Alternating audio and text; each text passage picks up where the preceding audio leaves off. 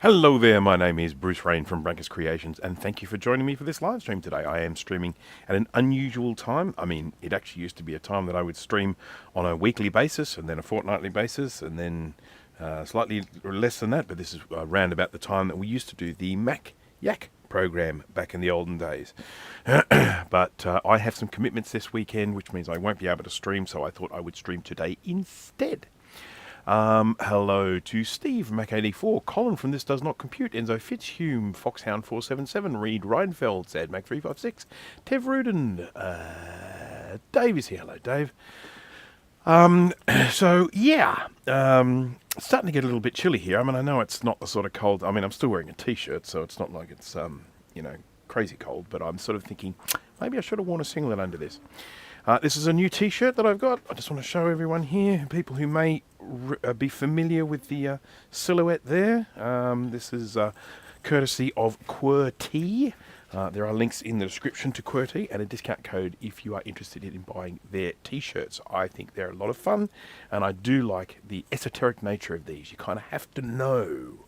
Joe Williams, hello there. Sean Action Retro is here. So yes, so as I say, this is the see who can guess what movie this is from. So I'll let someone jump in and see if they can recognise the film this is from. And while I do that, Pokemon, yes, very close, very close. So while I do that, I will just very quickly talk about a project I was working on yesterday. I had someone come to me with a 2018 Mac Mini.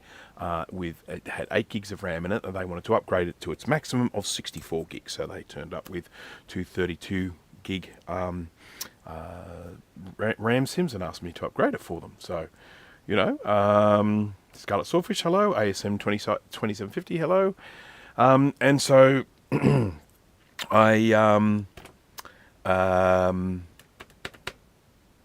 I went to get this Mac Mini, went to go open it up. Okay, you need to open it up with a T6 driver. Great, grab my T6. Why isn't this working? Why can't I open this up? Then I find out it actually needs a TR6 driver. And for those who may or may not be familiar with those, a TR driver is one where there's a little piece of metal sticking up the middle of the Torx. The Torx sort of, what would you call it, socket, I suppose. The screw head there, and you need to get a driver that has a little hollowed out bit on the top in order for the screwdriver to get in there. So Apple just making things just that little bit harder. ASM 2750, well done. Evil Dead 3, that is correct, also known as Army of Darkness. I think that's what it's called, Army of Darkness. That sounds right, doesn't it? Evil Dead 3 it was actually just Army of Darkness. It wasn't until later on that I even found out that it was Evil Dead 3. I'm like, this is Evil Dead 3.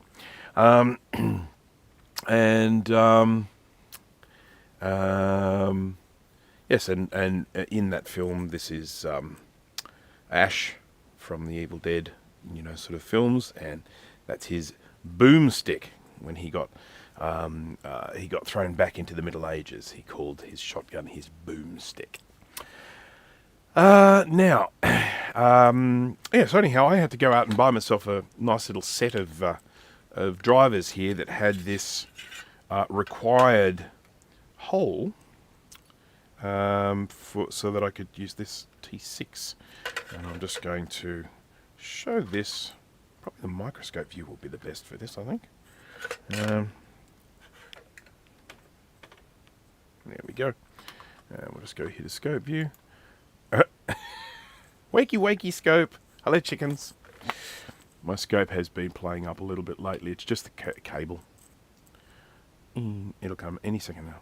Bing. There we go.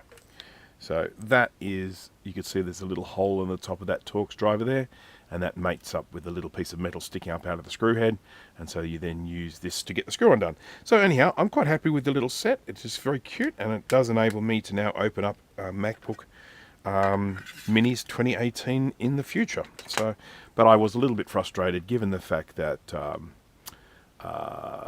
you've got Apple producing things with, you know, what, tri-point screws for the batteries, and then you've got Apple producing things with pentalobe screws for opening cases, and then they're like, oh no, we're going to throw another one in here.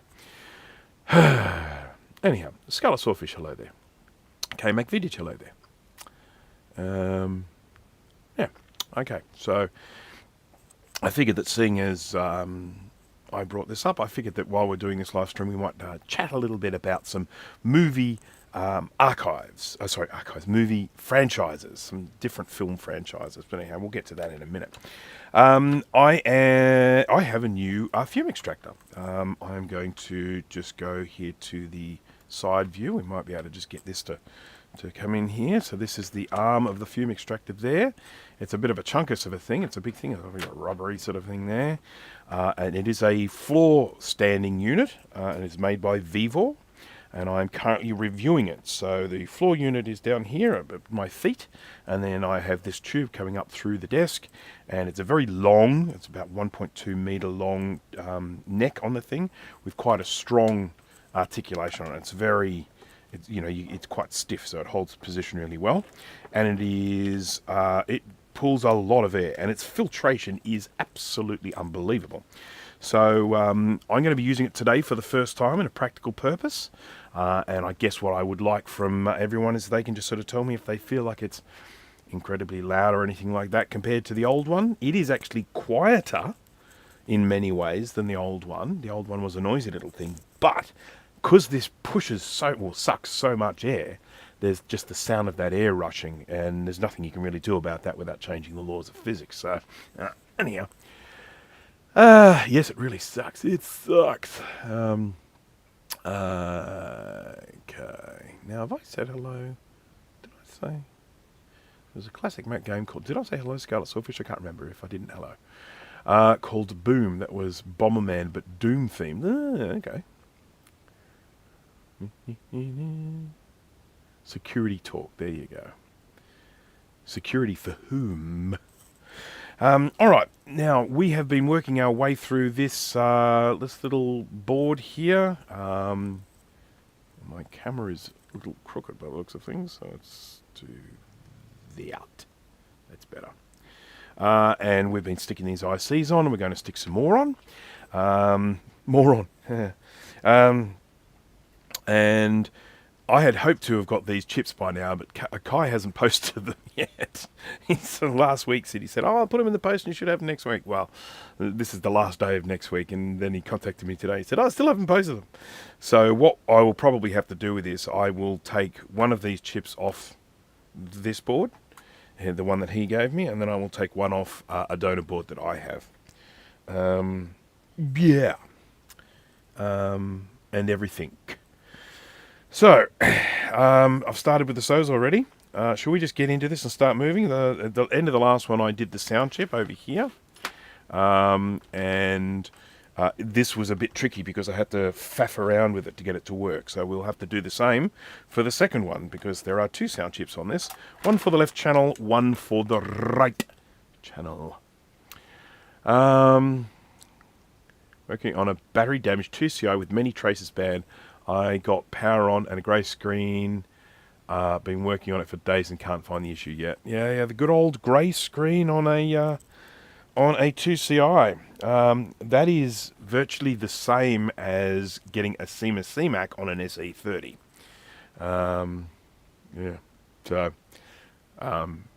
It's just I think it's the default output from the RAM, video RAM, I think, something like that. And it's the same with the 2SI as well. and it sucks. Sucks. But obviously, if you're getting the grey screen, but you're not then getting the cursors rounding and the cursor coming up, sorry, the corners rounding and the cursor coming up, then you are not getting the ROMs loading. So, but I'm sure you know this already. You may need to get a 2CI reloaded board. Go and speak to Max and get a 2CI, because I've got one down here. All right, let's get this and do some things. I've got a Fume extractor here. I've got some tweezers here. I've got everything I need.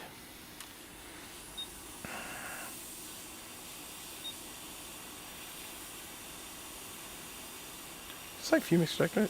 Hot air gun. Hot air gun. I'm a little bit scattered today, aren't I? Goodness me. Can't remember how to speak the English. Right, let's just take that chip off. I'm going to move this out of the way. Out of the way. Brock, hello there. It is fun. This is mountains of fun. I mean, I don't know how it could ever be construed as anything else. Fun, fun, fun.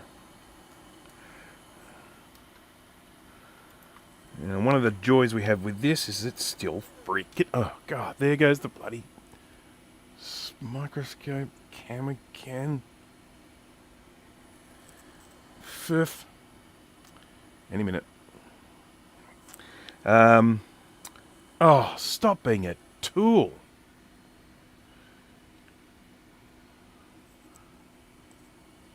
It's being a tool, isn't it? Everyone just, anytime you see chickens, just call out chicken. Okay, so I've got to get these. I've got to get these pins. So anyone who missed the last live stream, essentially what we've got, the problem we have here is that this chip, the pads on this board, because this is the first revision board, the pads are in the wrong place. And so I have to actually bend these pins here to make them come a little bit further inside, so that I can then get them to actually touch the pads and make some sort of electrical connection.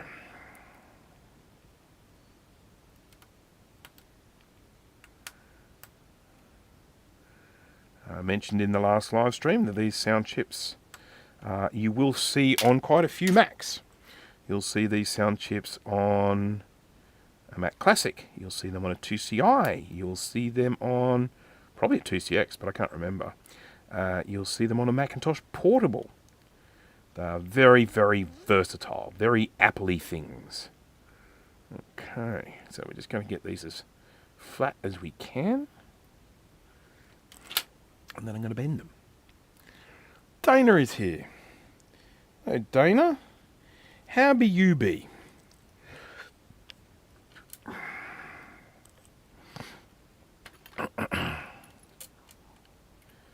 We were chatting earlier about how Amazon, the live stream, streaming service, the Amazon streaming service, Amazon Prime, are running ads in their shows. And we're like, if you're paying for a streaming service, why should you then have to pay again with ads? It's quite infuriating, wouldn't you say? I don't know how it is in the States, but over here in Australia, people have been leaving streaming services in droves. Started off originally, it was just like, oh yeah, Netflix, and then we got Amazon Prime, and then we've got Stan, and we've got Hulu, and we've got various other streaming services, and then it's just been oversaturation of the market, and people are apparently just leaving in droves. And I sort of figure if they're game enough to start putting ads in, they run the risk of people leaving home from work and hungry. Oh no. Okay. So here is our modified sound chip with our little pins that have been stretched out a little bit. And then I also need to make sure that they are sticking up. I better get some solder WICK on this. Breakers TV Plus.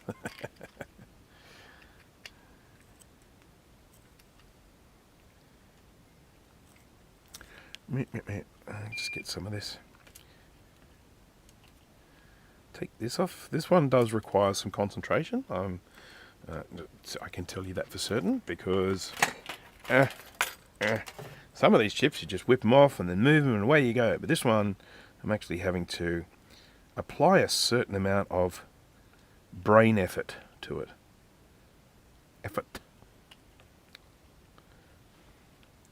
To it. Effort to it.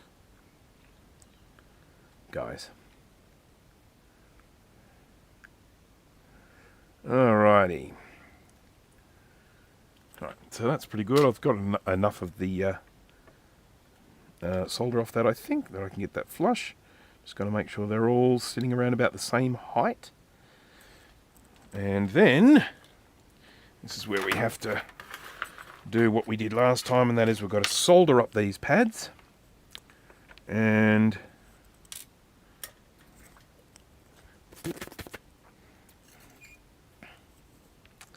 then we'll use the hot air.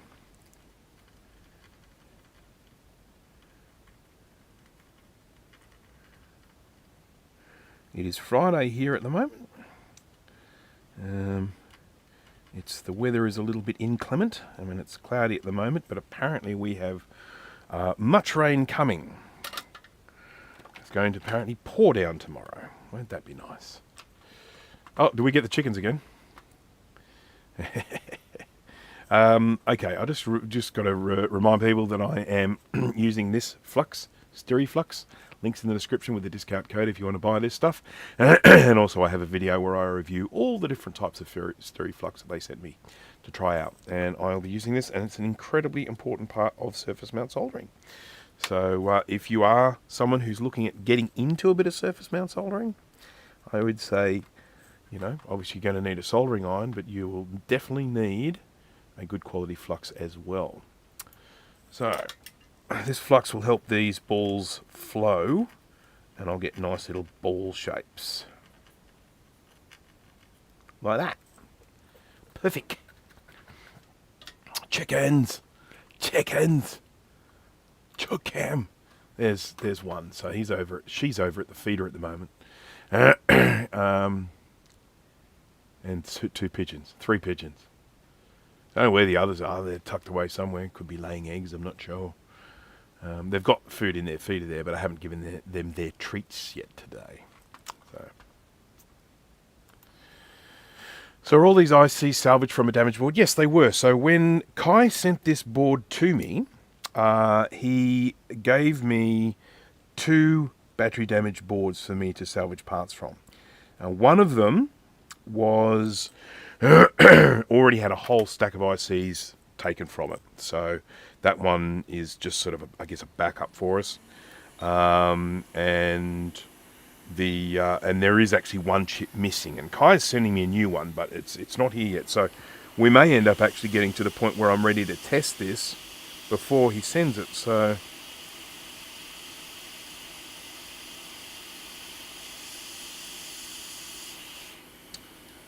yeah. Just need to check and see if I'm in the right spot, because I feel like it's a bit crooked. Crooked! Crap. It is difficult to see this.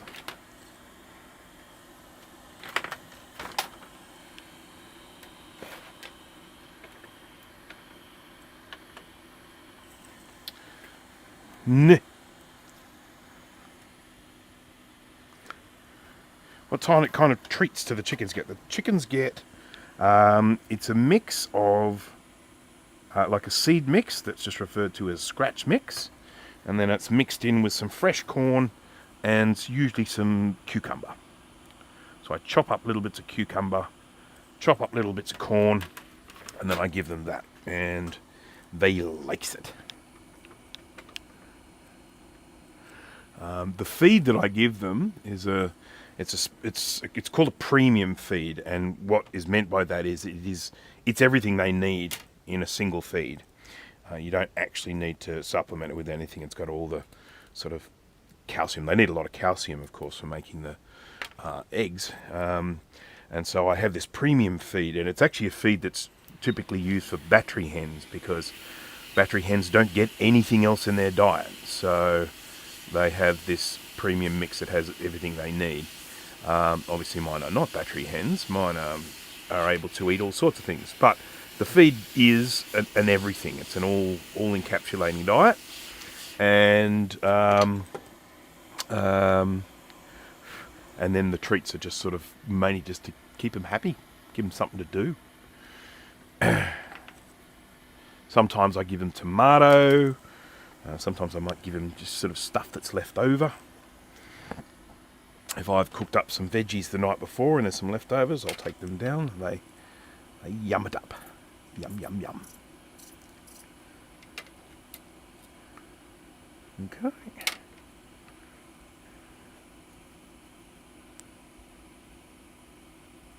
Okay, well, we've got 2 sound chips soldered on now, and if I remember rightly, I'm going to get out my WICK KM601 multimeter here. I've got another WICK multimeter coming to me for a review. An interesting thing happened. I noticed someone who had used one of my affiliate links then ended up buying a completely different multimeter. And I'm like, hello, what's going on here? Now, it's quite a bit more expensive than the KM601, so it's not necessarily one for the really budget-conscious individual, but it looks a pretty flash unit. So I'm going to be, they're sending me one, and I'm going to test that one out. Okay. Now, it was these two, I think, were together, weren't they? Yep. Yep. Okay, so I'm going to have a look at this. We've got a few that we know are joined to the same. So pins 1, 2, 3, and 4, they are all interconnected. So if I go pin 1 here, and pin 1 here, yep. And is it counterclockwise or clockwise? I think it might be counter.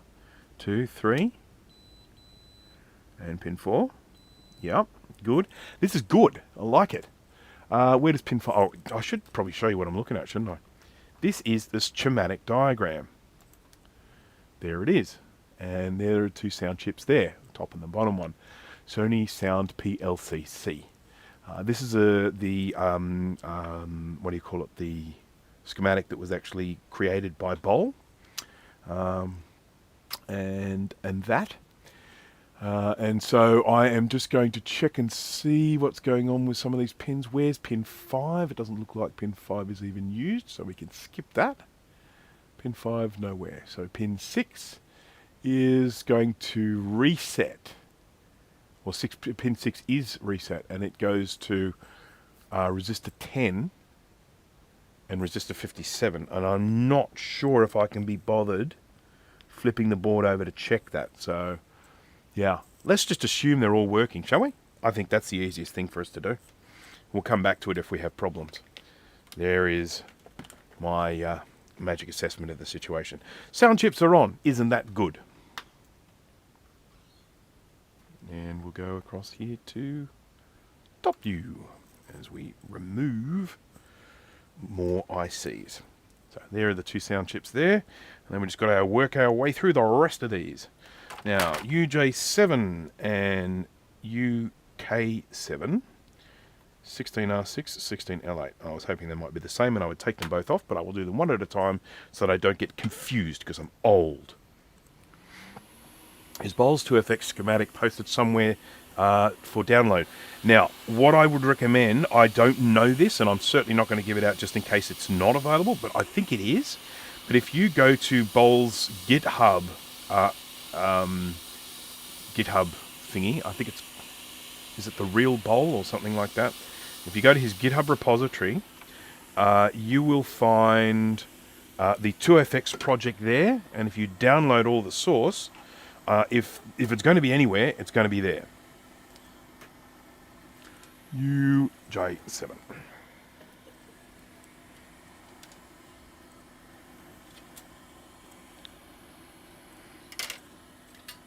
And I suspect he has made it available there, but I don't want to just presume and sort of hand it out. But that would be the place to look.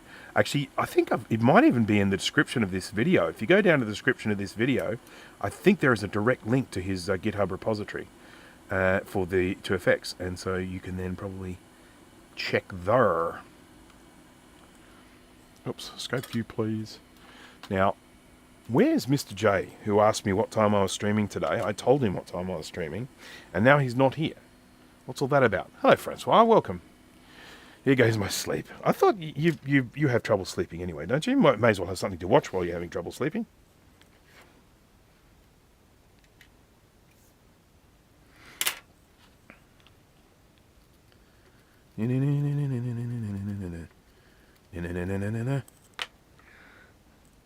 Okay, once again, this is another PLCC, and so these have a dot to indicate which is pin 1, but there's no dot on the screen printing, but we do have an indicator of this little notched out section on the side, so that tells us which way around this chip needs to go.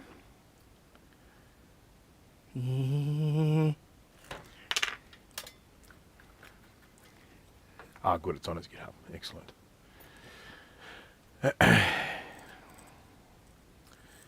I am cold. This is crazy. I don't like it. I don't like being cold.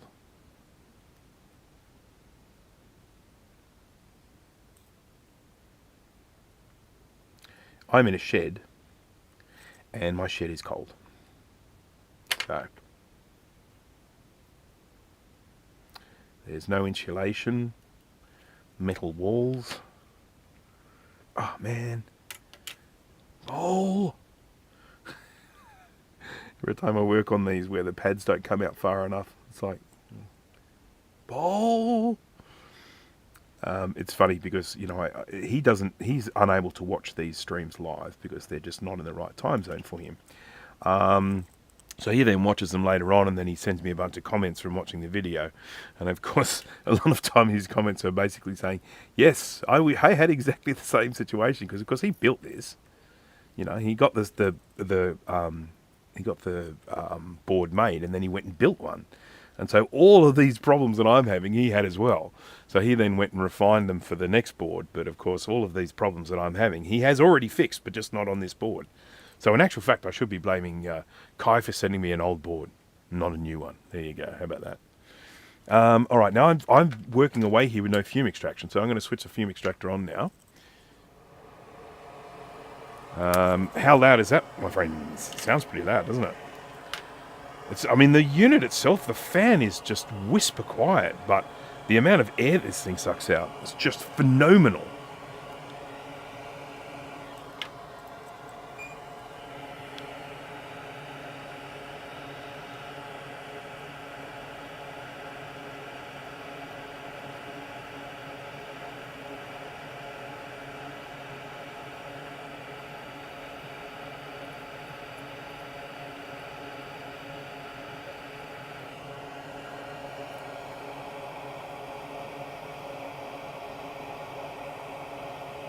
Look at the way that's sucking those fumes away. It's doing a great job.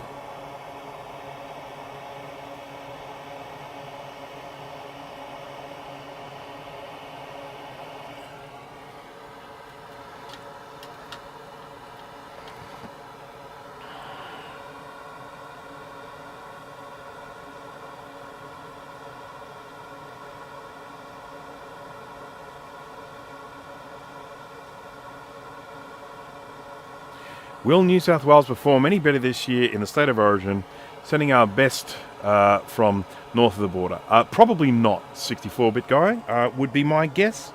New South Wales have not really been doing particularly well in the State of Origin. It's become a bit of a farce, I think. So yeah, I'd say you guys are probably a shoo-in for this year as well.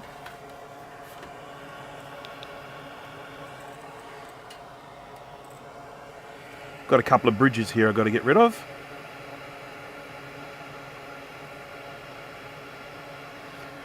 And I've got a great big hair on the board. Certainly not one of mine.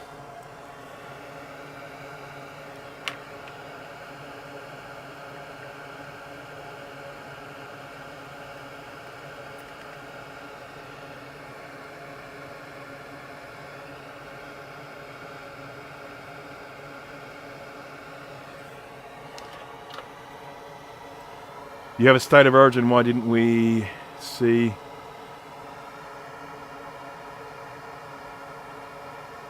I don't know what that means. Jay's been here the whole time. Oh, come on. He's such a fibber. Yeah, so one of the big sports here in Australia, we got kind of two, but their popularity depends on which state you happen to be in. So if you're in New South Wales and Queensland, probably the bigger is NRL, Rugby League. And then if you're in Melbourne or, in Victoria or South Australia, you've got AFL, Australian Football. And it's, I'm being from New South Wales, it's definitely, this is one of the NRL states, even though we have two teams in the AFL, it's still very much NRL in this part of the country. And then every year there's a state of origin competition, which means that what happens is all these players, they play on the team, but not from the team they're playing in now. They play from where they were born, where they originated from. So it might be a Queensland player, but they're playing on a New South Wales team. But because they are from Queensland, they play on the Queensland side. And then we have this competition, and they play 3 games, and it's the best of 3. And yeah, New South Wales hasn't won it in quite some time. There's some we've had where we haven't even won a single game, I think. We got close recently or something, didn't we? Or, I don't know. I must confess, I tend not to watch the State of Origin. I don't really sort of have time to watch.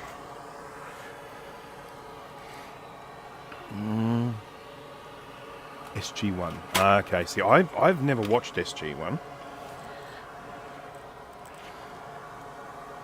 That was the TV series of Stargate, wasn't it? I watched the movie with Mr.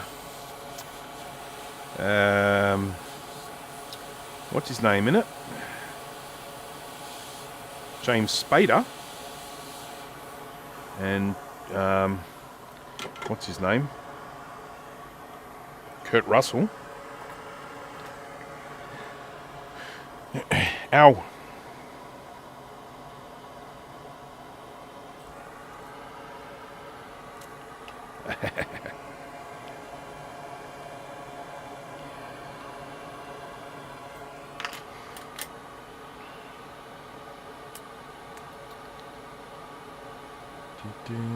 LRK, hello there. Yes, I am definitely a cricket person, and of course one of the beaut things these days with some of these streaming services, I mean, I can watch cricket all year round now. I don't have to just wait till it's in season around here. I can watch the IPL, which is the Indian Premier League, which actually has quite a lot of our players in it, because they go over there during our off season and they play in teams in India. And yeah, I sort of watch that and watch all the international games. It's wonderful. I like it. So pretty much any day I can just... I mean, the time's out, of course, so I have to watch them on replay, but... what's today's plan? Will there be a part 4? There will have to be a part 4. I don't see any way of me getting this finished today. I'm hoping to finish all the ICs today, but we'll have to see how we go. I do have a definite finish time because I have a meeting this afternoon. That's why I started half an hour earlier than I usually do. Usually.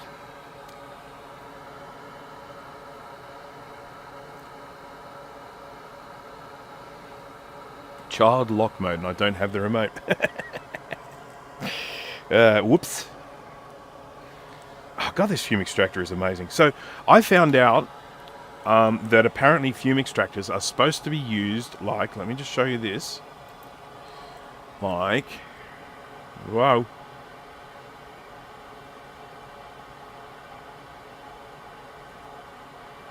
This.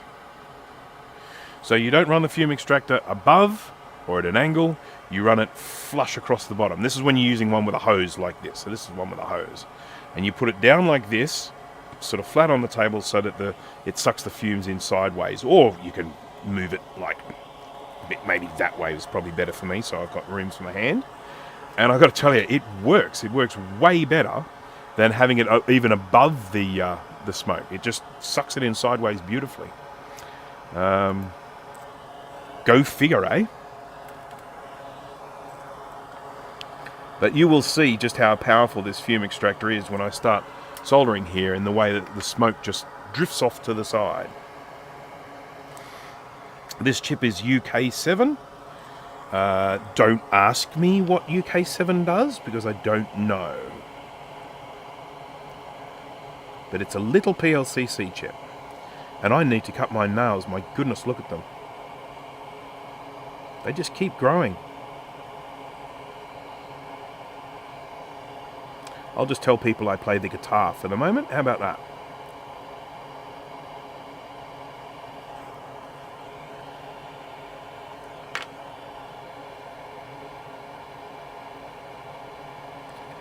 Come on, you thing.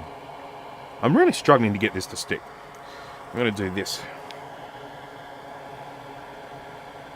There we go.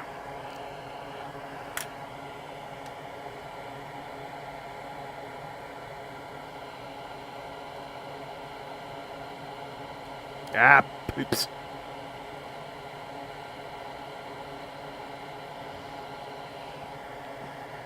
Yep, we're good.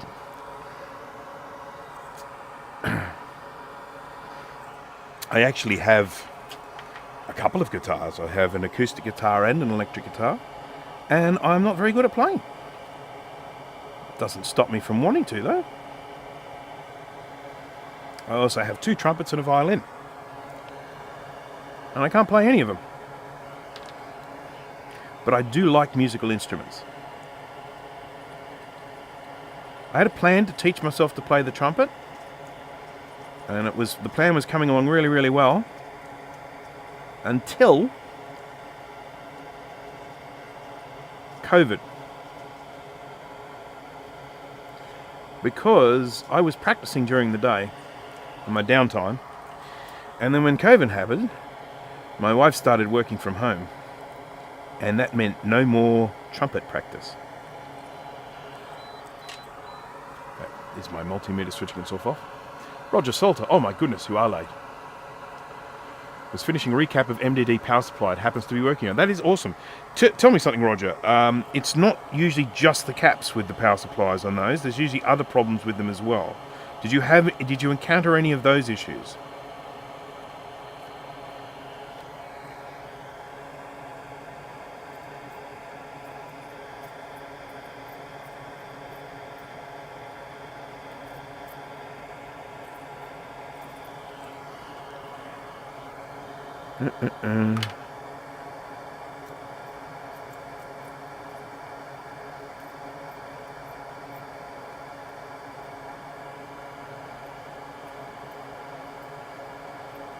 Come on. Stick, you stupid thing.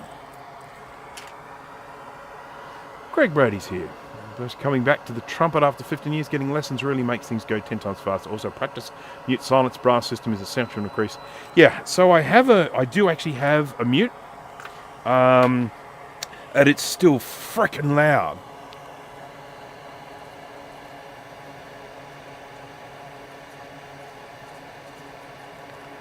I was using online tutorials to learn, so I wasn't just just blowing into it and hope for the best. There was a few online,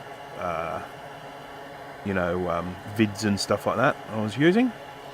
And I was making some noise. I was getting some noise from it.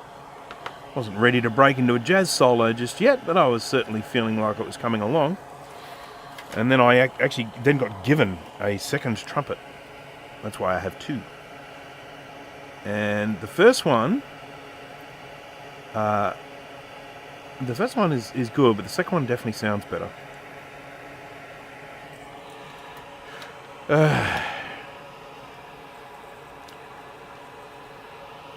Regular straight cup Harmon, etc. mutes won't. Okay, I need a special one.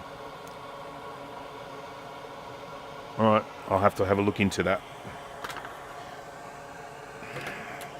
Alright, let's just see if I got all these pins down, because of where the way these pads are. it's very hard to tell. Well, it's very hard to get them soldered on for one, and it's very hard to tell if they are soldered on. So just checking that out now. Yes, it looks good. Just going to tidy this one up a smidge. There we go.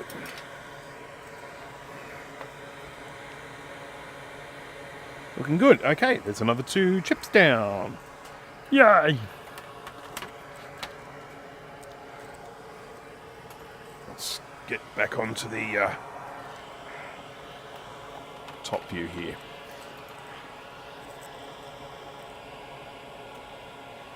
Yeah, I've got a nice view of my lap there. Ooh.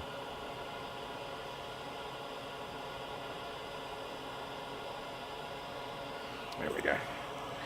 Alright, so let's get this little fella, eh?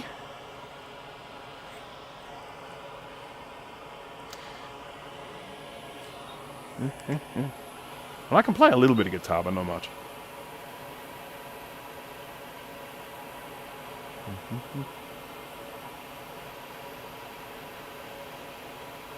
Started learning piano on my own once. Started working on 12 Days and Christmas, and I had it down about 1.5 years later. Well done. 12 Days of Christmas, I assume. 12 Days of Christmas, I assume. My sister used to play the piano. I had piano lessons when I was a kid, but I didn't really get into it. I started not practicing. You know, I'd turn up to the lessons and she'd go, "Oh, have you practiced?" And I'm like, "No." And she's like, "Well, you're going to have to practice. If you don't practice, you're not going to get any better, and you're wasting your money here." I mean, she didn't really say that. I was very young, but, you know, words to that effect.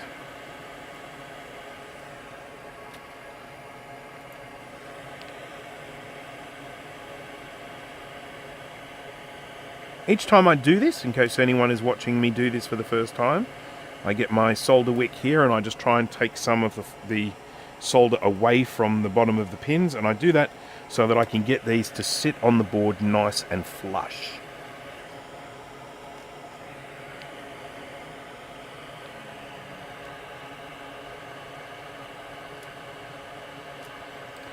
Stop it. Oh, I got some goop on here. Always love a bit of goop.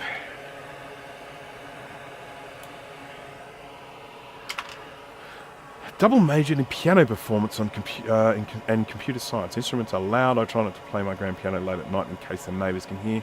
That's what digital pianos are for. Yeah, yes, you can plug headphones in and whatnot.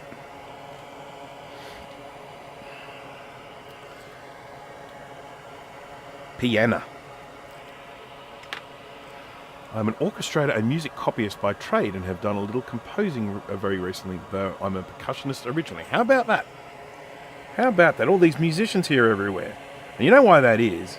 It's because there are a lot of smart people that watch my live stream, and smart people are usually very good at music, which explains why I'm not. I've got a good ear for music. I mean, if you give me a piano and you give me a tune, I can play the tune on the piano by ear. So that's something, I suppose.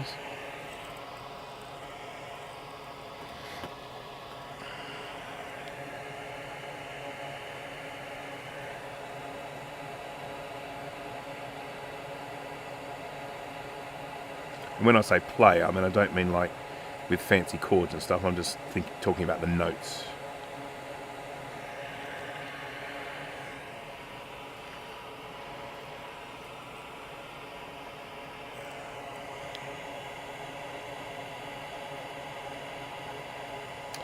So I mentioned at the very beginning of this live stream that I'm wearing a shirt. It's a new shirt, new to me anyway. No, it is a new shirt. It's never been worn by anyone. And it is it's a sort of an esoteric shirt because it's Fume extractor. It's about the movie Army of Darkness, which is the third film in the Evil Dead trilogy. And it sort of got me thinking about the whole concept of film franchises. And so what I mean by film franchise is one that's had several films or maybe even spin-offs and stuff like that. A good example of a film franchise would be, say, for example, Fast and Furious. Where we have movie after movie after movie, whether we want it or not.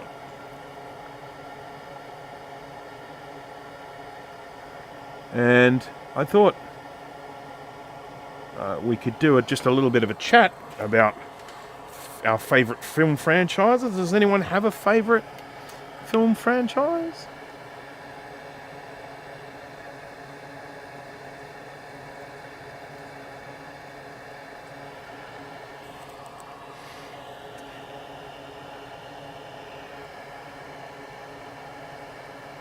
God, this thing has just been so stubborn.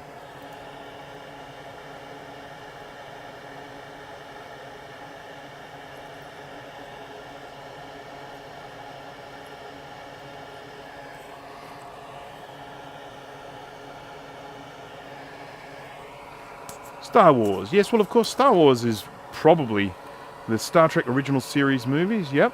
So with old Bill Schatz on the bridge. And then Star Wars, of course, we're all familiar with that. But boy, have they flogged that. I mean, crikey. As someone who grew up with the original films, seeing them in the cinema when they first came out, the version where Han shoots first, that sort of thing. I really enjoyed those first three movies. Ironically, I wasn't a big fan of the second film, which was the Empire Strikes Back. But as I got older, became one of my favourites. The old.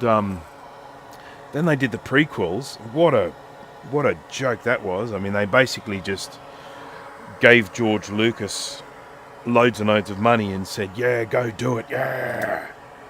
And he punched out a bunch of rubbish, basically.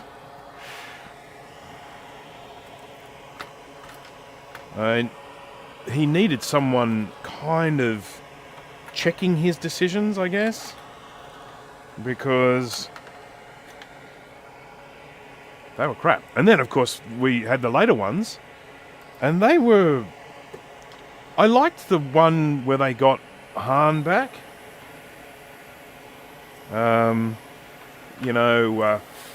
Whatever that one was. But there's still nothing compared to the originals. And of course now you had Solo, we've got these Rebel Moon ones, we've got these TV series with characters I've never even freaking heard of. Mandalorian. I mean, far out. They do not know when to stop. This one is UL6.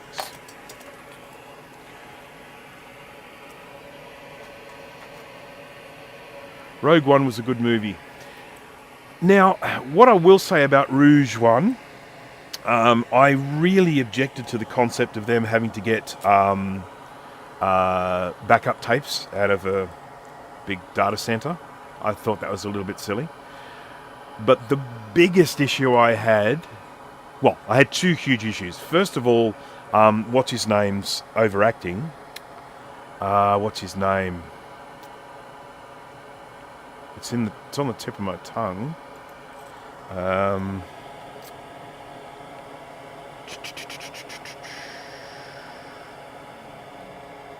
crap! I can't remember his name. Going back home. Fair enough.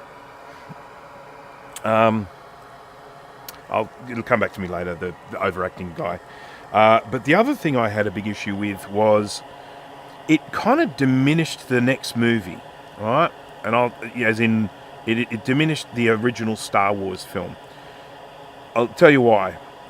In the original Star Wars film, they managed to get hold of the plans for the Death Star, They analyse it, they find a flaw.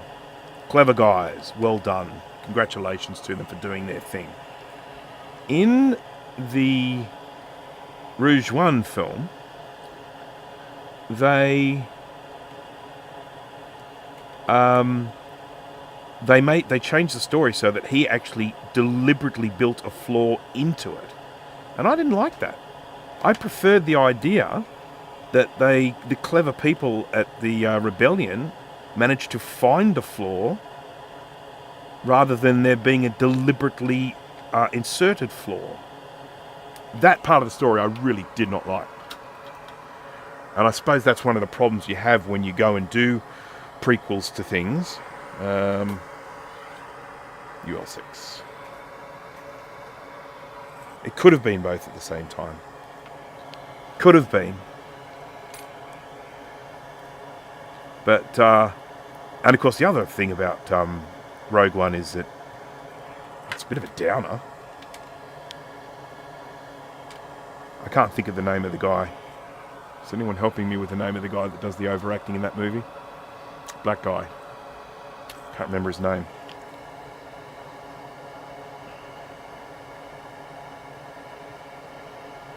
And he's a good actor, but he just went overboard in that one.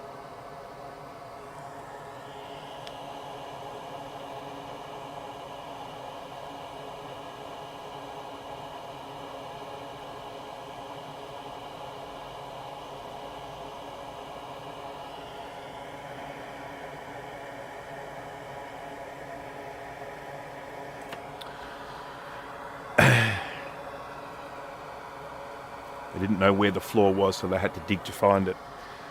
Yeah, I mean, look, you could definitely look at it that way. Look, don't get me wrong, I was entertained by Rogue One. I definitely was, but I don't think I was as dazzled by it as some people were. Some people were sort of behaving like, oh, you know, Star Wars is back, baby. And I didn't really feel that way. I sort of thought, yeah, it's all right. It's entertaining, I can watch it, but...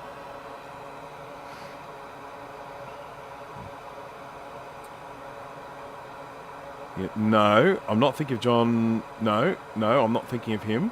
I didn't mind him. I mean... I don't think they gave him a particularly good character, but, you know... Oh, crap! What the hell, man? Oh, far out. I'm going to need to use a conical tip here. I have no choice.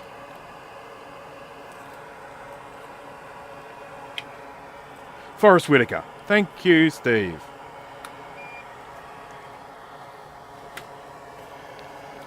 That's the one I was thinking of. And as I say, Forrest Whitaker is a very, very good actor. But I felt like he was just... He needed a little bit more direction. Like, yeah, just calm down, will you, Forrest?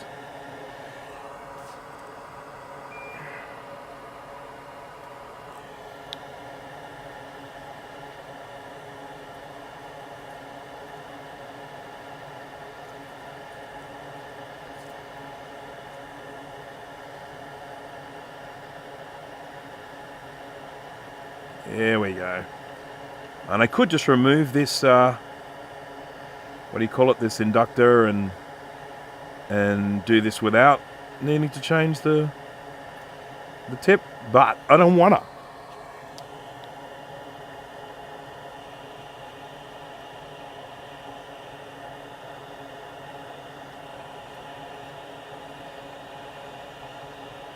Yay, I think we got it.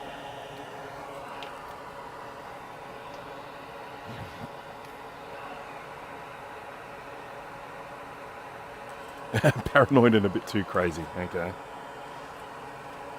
But anyhow, I mean, I guess from my perspective, enough Star Wars. To whoever is, well, it's Disney, isn't it? They own the rights to it now. To whoever is still making it, we've had enough. Well, I've had enough anyway. Move on to something new. I mean, what made Star Wars so good was there was nothing like it at the time it came out. Let's try and find something new. Okay. Grab another chip. Let's grab another chip. It's time for another chip. I have to say I'm enjoying this new Fume extractor. It is louder, there's no doubt about that, but its ability to move air is awesome. And I'm on its lowest speed setting. This actually has 2 more speeds. I can go up to this one, or this one. I don't know if you guys can hear that, but it's bloody loud. And then one more tap and it's off. And then one more tap and back on to low speed again.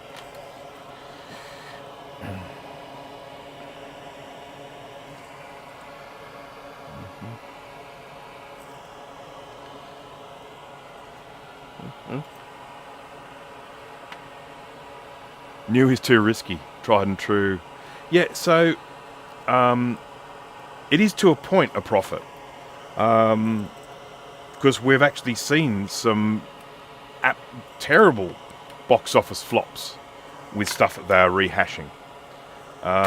So yes, it's sort of, it might be one that they, they think, oh, it's much less risk with this, but there are, it's not without risk.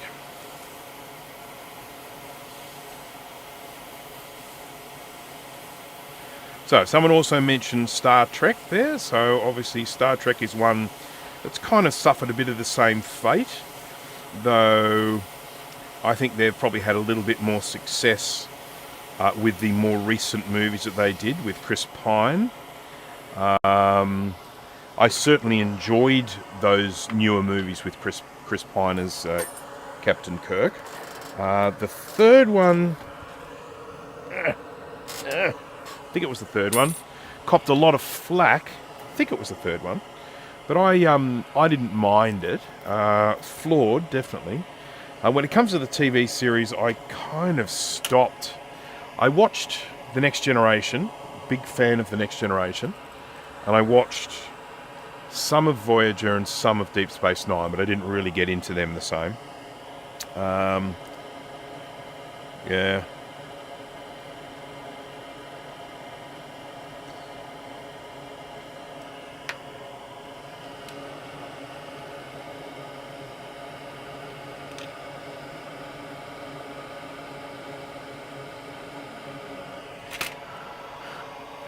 Star Trek Beyond. Now, that was the one, correct me if I'm wrong, that was the one where they had to go and rescue the crew who was being held hostage by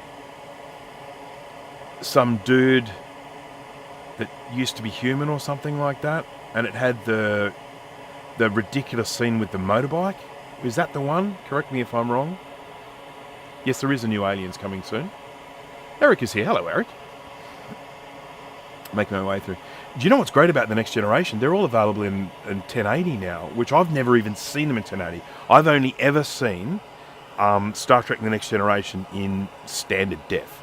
And so one day I'm going to treat myself to sit down and watch the whole lot start to finish. Now, there were parts of that movie that I liked, Star Trek Beyond. They're different, but on the whole, yes, it's terrible. But there were parts of that movie that I liked. And of course, the other thing is I really like Sofia Boutella. She's been in some crap. She's been in some real crap, but I really like her. I mean, I think she's great. And so the fact that she was in that makes me a little bit, it gets like an extra half star or something from me because she's in it.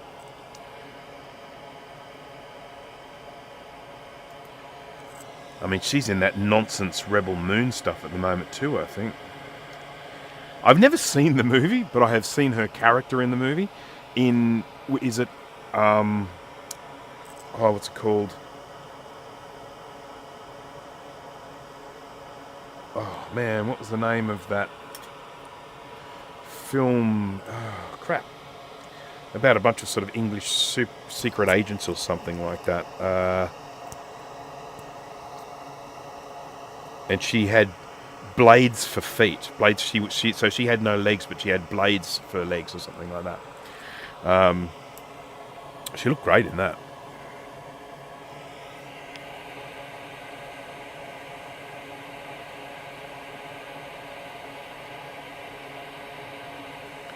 Just just always feel like she struggled to find a decent vehicle for her talents. Amazing dancer. I don't know if you've ever seen some of the footage of her dancing. She is just incredible.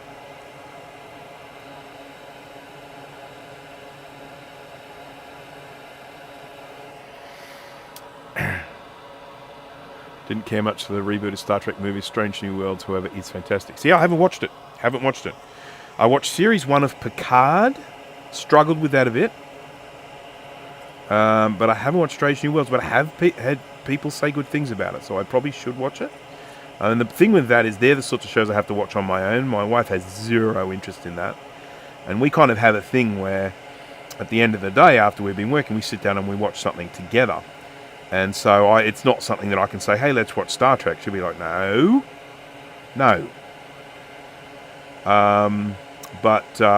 And of course, if I've got time for myself to watch something, I'm usually doing stuff like this. So I generally only watch stuff, for the most part, I watch stuff that we're both going to enjoy. And yeah, unfortunately, Star Trek is not it. She watched the movie with me, I think.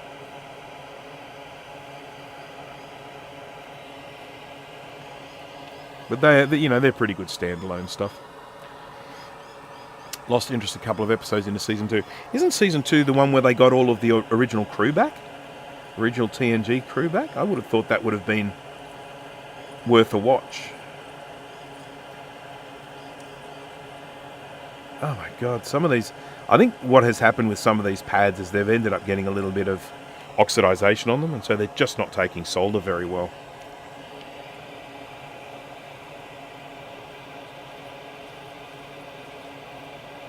There we go. That did it.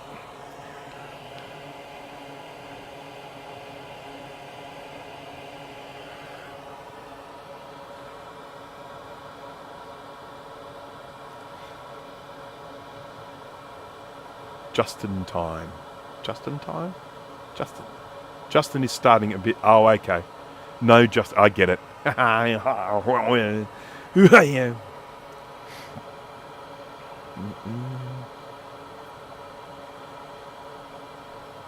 Watching TNG on a second... Hello, Tim, by the way. I don't think I've said hello to you. Watching TNG on a second screen while doing stuff while wife isn't home. Picard Season 3 was the best, but the whole series was a slog. You see, it just shouldn't be like that, should it? I felt like Series 1 of Picard started with a great initial premise, and then it just sort of, I don't know, lost its way, I thought. But anywho... I'm hypercritical. Okay, so now another one of the franchises that got mentioned earlier on was Lord of the Rings, LOTR. And I definitely think that's worth a mention because I think there's a new Lord of the Rings movie coming out or being made or something. Someone might be able to fill me in on that. I don't know more about that. But I can definitely say that the 3 Lord of the Rings films, the originals, not the Hobbit, but the original Lord of the Rings 3 movies, are among probably my favourite movies of all time. I can sit down and watch them at any time without any issue whatsoever. I can watch the extended versions quite happily. Yes, I need lots of toilet breaks, but quite happy to watch them. 245. Okay, so all of these 4 chips here are the same. That's these ones. Hoya. They're all 245s. F245s. And so I will just take them all off and then stick them all on. It'll be a lot quicker that way. I take them off one at a time so I don't get things mixed up.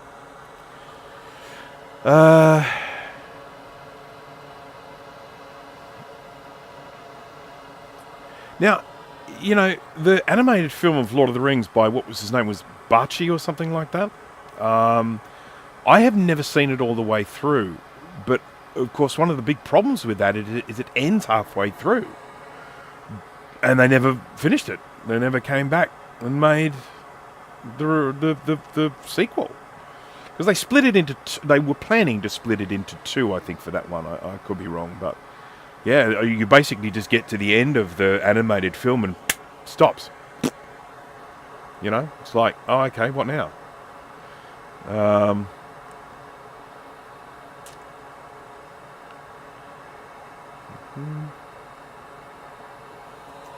Fix the 69. What's up? All sorts of things are up. We're in the process of testing out a new Fume extractor here, which is, at the moment, dazzling me. So I think you can see where my review is going to go. I'm really impressed with it.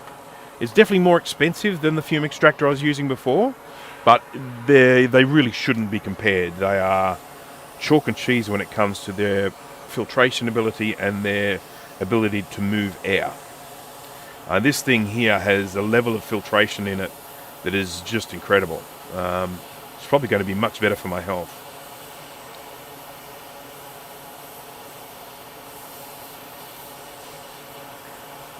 I think the original Lord of the Rings movies, and look, there are people that will disagree with me.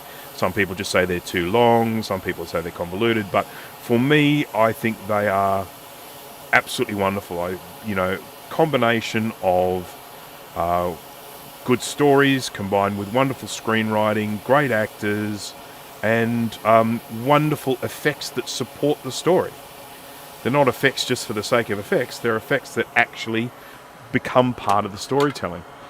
There's very little I can say bad about the original Lord of the Rings movies. Love them. The Hobbit felt a little bit stretched out, but the original Lord of the Rings I definitely enjoyed. That's it, Ralph Bakshi. I remember him. He did another film called, I think it was The Wizards or something like that. He developed this kind of method of animation where he used to sort of like rotoscope real life footage and then sort of animate it. So it sort of had a animated crossed with real life action look about it. But yeah, Wizards is awesome but very strange, yeah. I was just thinking I'd like to give the Lord of the Rings films a watch through. I've never seen Return of the King. That's a long film. Do you exhaust the fumes out of the building or filter? So what I used to do was, with the old Fume extractor, it had a very, very basic filter in it. Really basic, just like a sponge. But it was under the desk. So what that meant is, instead of the fumes going up into my face, they were being ejected out under the desk. Now, this is a fairly well ventilated area, but that's not what I would recommend to someone who was working in a more of a confined space. It had always been my plan to actually run a hose from that thing so that it was just ejecting the fumes outside, so that the fumes are going out there, not staying in this room with me at all. So the old one was a combination of a small amount of filtration, but also sort of moving the air away from where my face is. This one here has an incredible level of filtration, 3 stages of filtration in it, and it's the unit that's underneath me here, probably 70% of it is filtration, in terms of the whole thing here. So I'm really, really impressed with it. Alright, we've got some little chippies here. And once again, want to get the solder off them. But I don't want this to take too long, because I want to just keep soldering.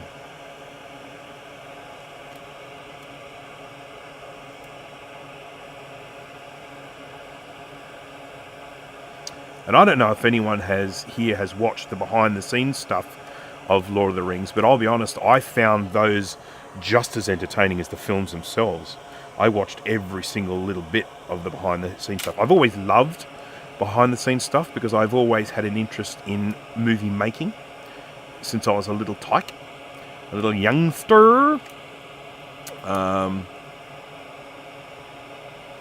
One of the things I've always found about special effects is when you look at something and it feels like you're watching special effects, the special effects have kind of failed.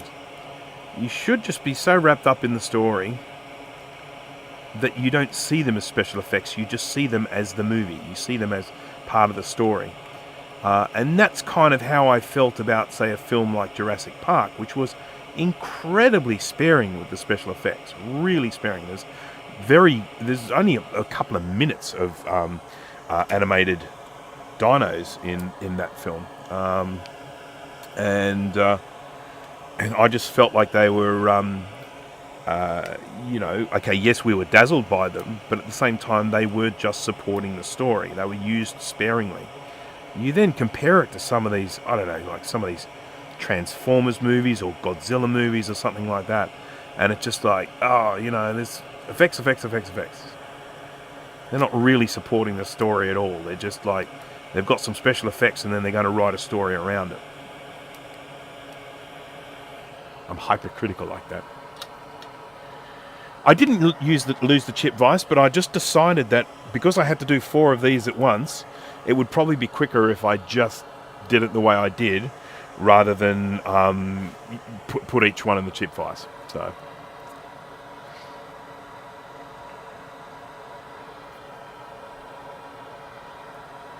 has anyone seen the new Mad Max movie? I have not. It was entertaining. Cool. Yeah, I mean, there's obviously a bit of a to-do about that here because it was shot here in Australia. Because it's an Australian director. But no, I haven't seen it. I'll watch it if it's alright. I didn't think too much of the last one. Was it Fury Road? I wasn't especially impressed with that. A lot of people behaved like that was really awesome, but I didn't think that much of it. I found it actually pretty darn forgettable. As in, I've forgotten it.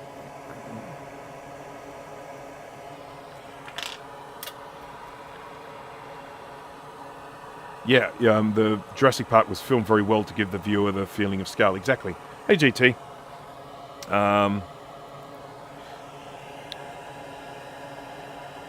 A film which really blew me away with special effects recently, and it takes a lot to blow me away with special effects. So some of the films that have actually really made me go, whoa. One is The Matrix. That really made me go, whoa. Obviously, Jurassic Park is one that made me go, whoa.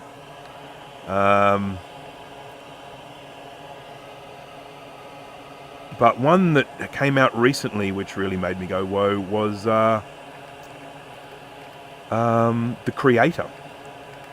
Really impressed by the effects on that, and I was gutted when they didn't win the Academy Award for effects, because they did groundbreaking stuff in that. And what was it? Godzilla Minus One won the award? A bloody creature feature won the award? I was very unimpressed with that. I suspect the Academy didn't even watch all of the nominated films.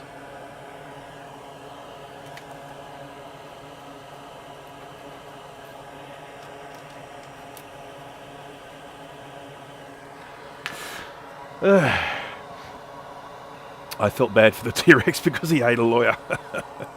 I don't think he has a particularly discerning palate, so I wouldn't worry.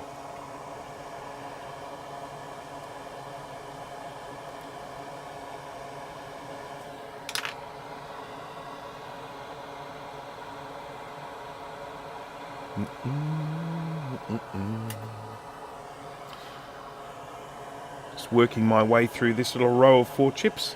It's a little quicker to get these put down when you've just got 4 that are the same. Yeah, it's gonna have to move. Gotta be symmetrical.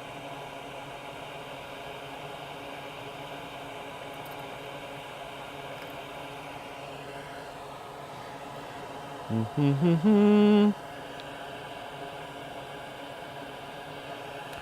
don't know if anyone's ever read... Has anyone read the Jurassic Park book by Michael Crichton? It's an absolutely riveting read. I read that a while ago, and God, once you start, it's bloody hard to put down.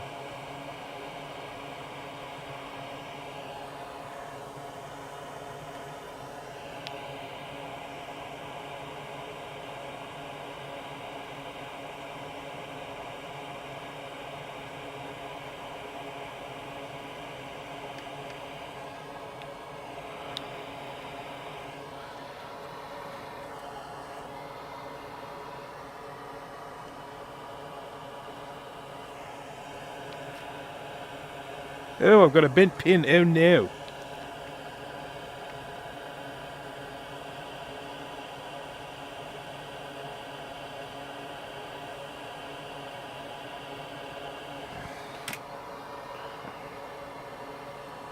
When this 2FX Reloaded board is done, do you have a chassis for it? Well, I'm actually going to answer that in two ways. First of all, I do, but it's not actually my board. This one belongs to Kai. So Kai has a chassis. So this will be going into a 2FX chassis at Kai's place.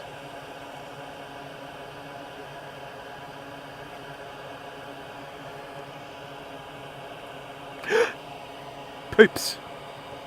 I skipped a step. Didn't do this side. Not paying attention.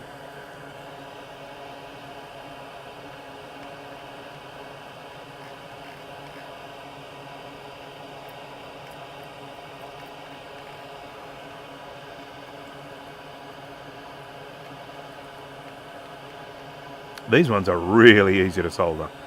Thin pins, big pads.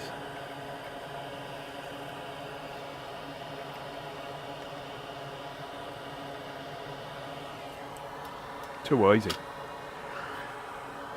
Okay, so let's just check and make sure I haven't bridged any. No. No. There we go. That would take quite a big 3D printer. It would indeed. Or doing it in lots of little bits. I'm actually planning to 3D print a computer case, but I will have to do it in parts because my print area is not as big as the size of the board. So I really wish I'd worn gloves today. My hands are so sticky. So sticky. I've actually got some gloves here. I wonder if they fit me. These came for free with an LCD screen for a MacBook Air that I upgraded for someone. And this is made for someone with less fat hands than me. Far less fat. It needs some powder in it or something for me to get my hands in it. It's one of the reasons why I actually use latex gloves with a bit of powder. I don't even know if I have any down here at the moment. No, I don't think I have. Because I can actually get my hands in it. There's been a moving away from latex gloves because there are a lot of people that have latex allergies. I'm not one of those people. I don't have a latex allergy, so I'm quite happy to just use latex gloves.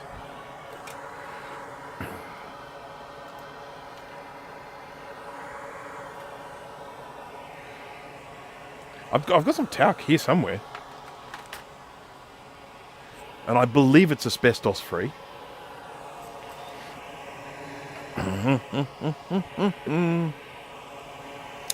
What do I do? I'm going to do this one next because the small ones suck, so I like to get the crappy ones out of the way earlier. This one is UN9.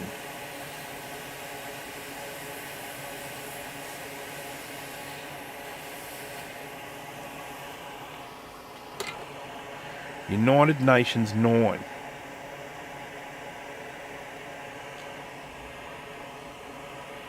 Ow!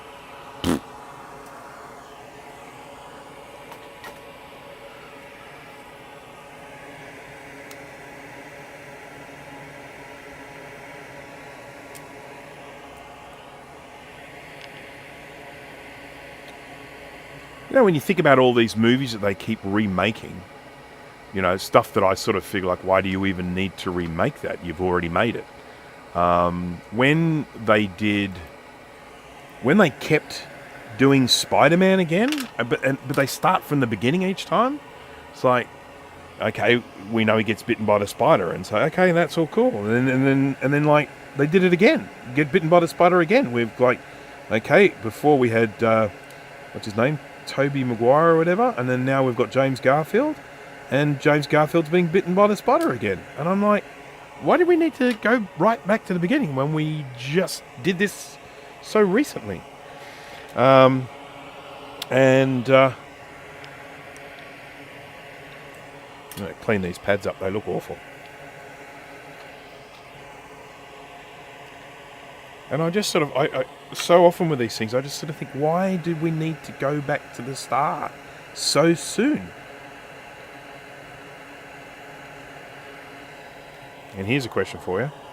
How long do you think it'll be until they remake the Back to the Future trilogy?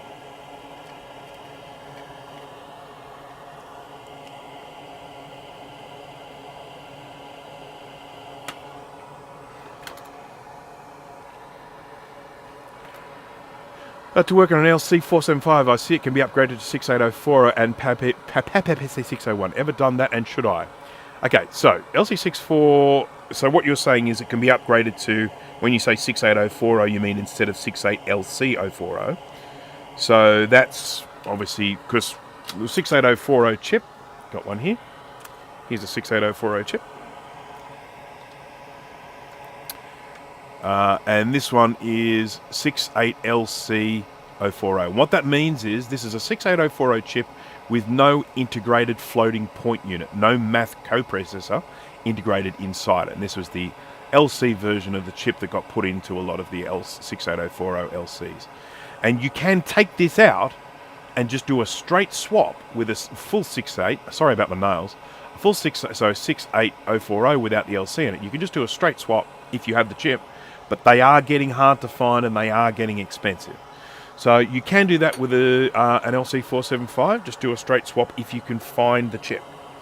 In terms of the PowerPC 601, yes, I have done that upgrade. Apple released one, and so did Daystar?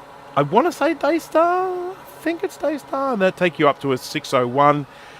You can run it at 50 megahertz 601. You can also run it at 66, but that involves changing the clock speed of the LC, moving a little resistor around, and it also involves telling it that it is an LC and not a Quadra. I think that's the one. There's a little jumper on there. But anyhow, if you have a look in my, I think it's featured videos, you will find a video there called something like the world's slowest PowerPC or something like that. And in that, you'll see all of the work that I did with an LC475.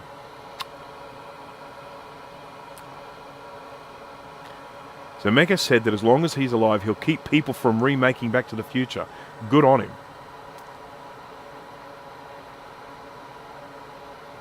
Yeah, when the creators die because they've refused. Well, I'm very, very pleased to hear that. It'd be nice. I do hope that remains the same, and they resist the temptation for all the money to get thrown at them. How many I think I've got 2 more before I'm ready to test this one. Because one thing I should mention is that I don't need to put the whole thing together to test it. I don't have to stick every RAM slot in. I only need to stick 4 in. I don't need to stick every new bus slot on there. I only need 1 for video. I don't need to stick the processor direct slot on to test it. So there's a lot of stuff here. I don't need to stick all of the ports on to test it. So I am hoping that at the end of this live stream I'll have all of the ICs in place. The next live stream will be the through-hole stuff, and then we will be ready to test. So why is the Naked Gun being remade? Greed, that's why. They remake movies to get younger people to pay money for movies that came out before their time, therefore they are new to them. Yeah, I know, but for crusty old people like me, I'll send them a letter. I'll send them a rude letter.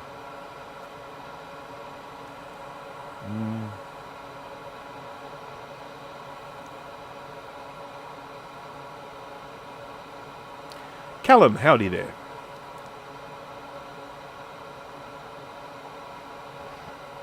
Easier to find a 6100 than find that upgrade. Yeah, there are not many around. I got one by pure luck. So one of them popped up on either Facebook Marketplace or eBay. I can't remember which one. And it was solders for parts not working because it had broken pins on it. And I took the risk and I paid for it. And I paid too much really for a parts machine because there's a risk that I would not have been able to get it going. But I bought it anyway, and I was able to get it working, and I'm very, very happy to have it because I know how few of them there are around these days. And it is actually going to be the focus of another video that I'm making. where I will be doing some work with that LC that's been upgraded to a PowerPC 601. When I did that 2 years ago, the 6804033 was $80. I bet you they're more than that now.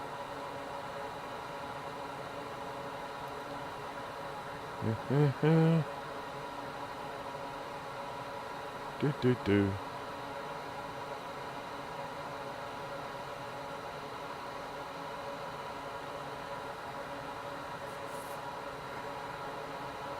Use a Cybertruck instead of a DeLorean. Oh God, I hope not. And they won't be able to. The chassis will be so corroded. I mean, don't they say you've got to like wipe bird poo off them, or they just you get marks on them?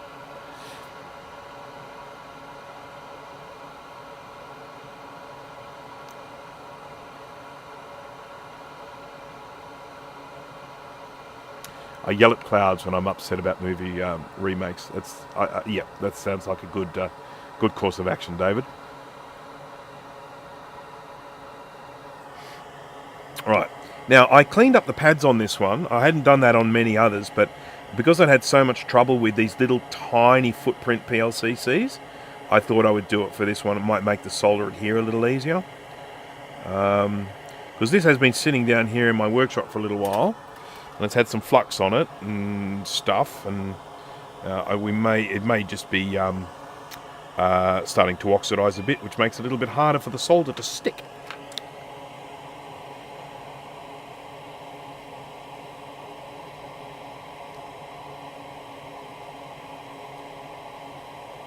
Just a reminder to anyone who might be watching this on a replay rather than watching it live. Hello to you.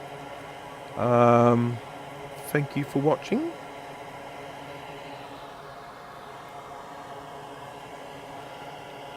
I had someone leave a nice little comment on one of my live streams the other day, and he said, what was it? Boring, leaving now or something. And I thought to myself, I'm not sure that he realizes it's a live stream. So just a reminder that, yes, this can be watched afterwards for sure, and you can see all of the chat that people have typed and all that sort of stuff, but you don't get to interact with it. And so I can understand that once you take that interaction away, that it might actually be a little bit boring. And for that I apologise, but I can only, I can't necessarily stream at all hours of the day, and this is the time that I tend to stream, and I know a lot of countries miss out because of the time. I don't think there's any solder on these pads here at all. So I'm going to just smother them in solder.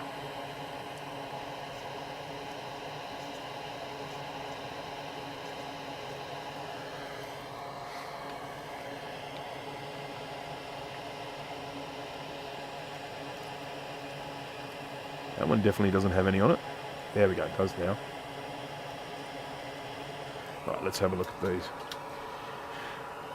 Thank you for that, House of Moth. Someone sent me a link the other day. Apparently someone featured my website in one of their videos. Someone I don't know, but I'll have to have a look at it and see what they said. Just bring my glasses here. Good.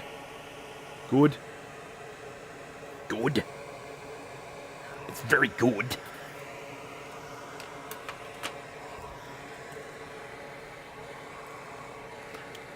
I could never get bored watching a master of his craft. Well, thank you very much for that, Redbeard. Very kind of you to say.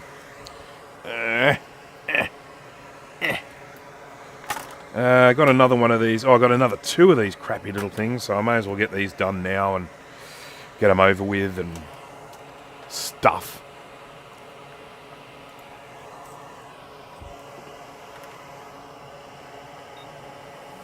I'll be very happy when I have no more of these small footprint PLCCs. And I imagine if someone's putting one of these together with a later revision board, they're probably a lot easier to install. Whoopsie. So boring, I need to watch Justin's boring stream on the other half of the screen at once. Do two borings add up to one interesting? Tell me. I'm curious about that, Francois. Does boring work like that? Boring plus boring equals interesting? Or do they cancel each other out? Boring plus boring equals nothing.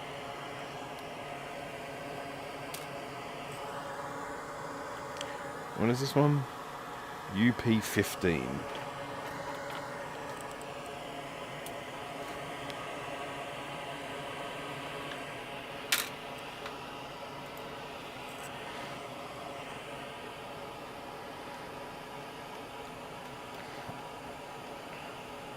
$41 watching and only 16 likes. We can do better. Thank you very much for that. Shall I give it a bit of a go with the old smash?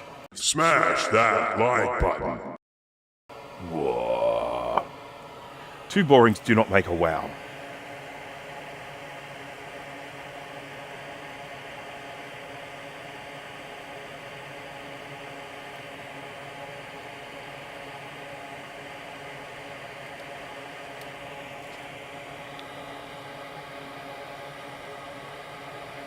Boop, boop, boop, boop, boop, boop.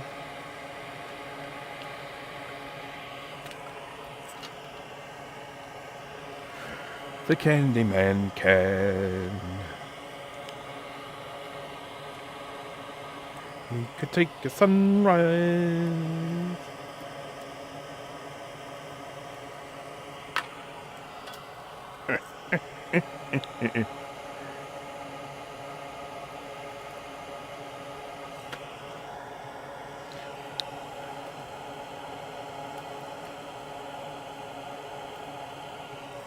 Fume extractor.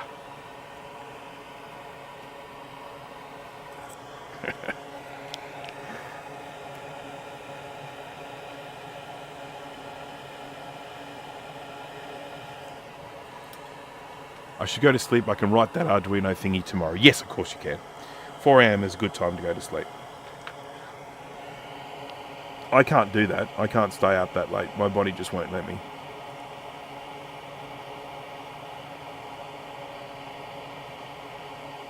I'm pretty good at sleep. And I do sometimes wake up earlier than I want and my brain goes and then I can't get back to sleep again, but I'm pretty good at falling asleep.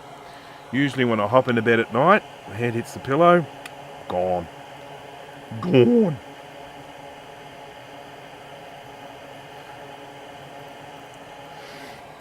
I'm going out to dinner tonight, going to have some Indian food at one of my sort of preferred Indian restaurants.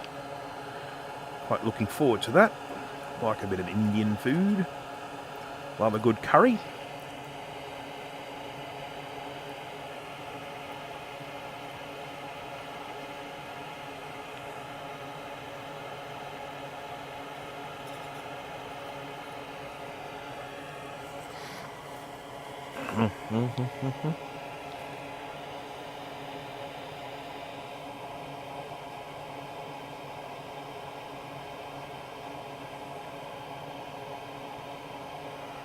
Now, I've got a feeling some of these haven't done it.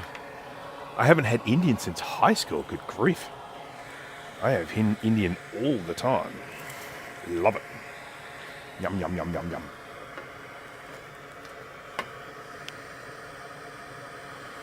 I cook quite a bit of Indian at home too.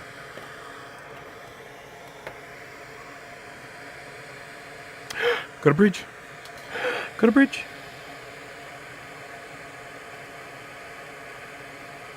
I shall have to remove that with some WICK.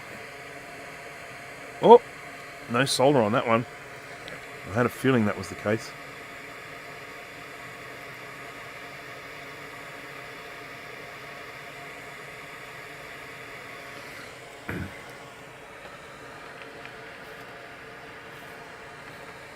Wide awake after 3 hours of sleep. That's no good.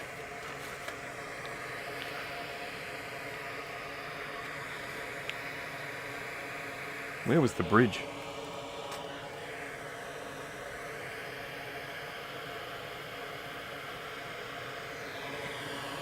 There it is.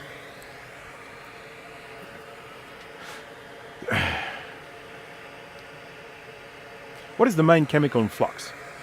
That's a good question. I think it's primarily rosin, varying amounts of rosin. But I have been given a list of some of the chemicals that are in these. There are a lot of different chemicals. And that was in my discussions that I had with the lovely people at Steri. They were telling me all about the stuff. But you will find all of that information typically on the website. So if you go to the Steri website, you look at the different fluxes, they'll generally give you a breakdown of the stuff that's in there.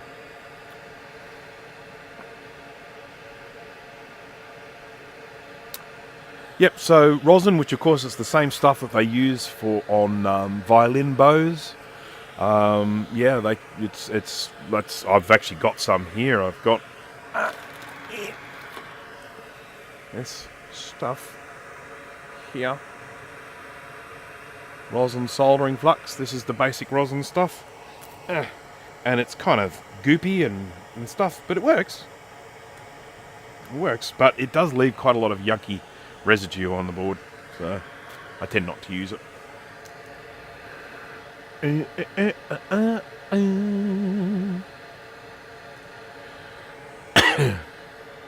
9 here in Texas, eating some breakfast for dinner.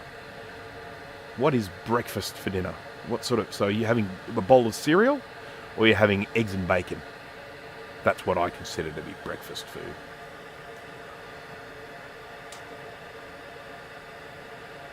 Curry and naan bread, yep. Oh, I love, I get the garlic naan, because I want to stink everyone out.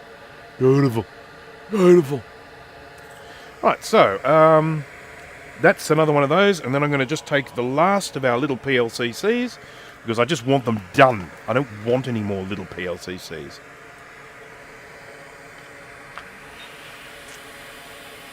G'day, Cobber, crikey. Okay, this is a real-time clock chip. This is probably a little bit corroded because it's right up this end of this battery end of the board. A few things about this real-time clock chip. It also has a little bit of non-volatile... a little bit of volatile memory in it. This is where it actually stores things like your little preferences, like your mouse tracking speed and, of course, the time. I guess it's stored inside of this thing. This one's going to need a bit of cleaning up. Eggs, bacon, hash browns, and sausage over rice.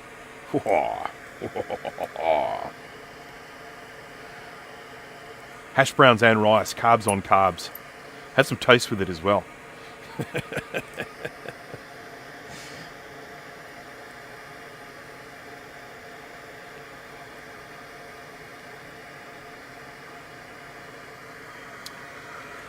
All right.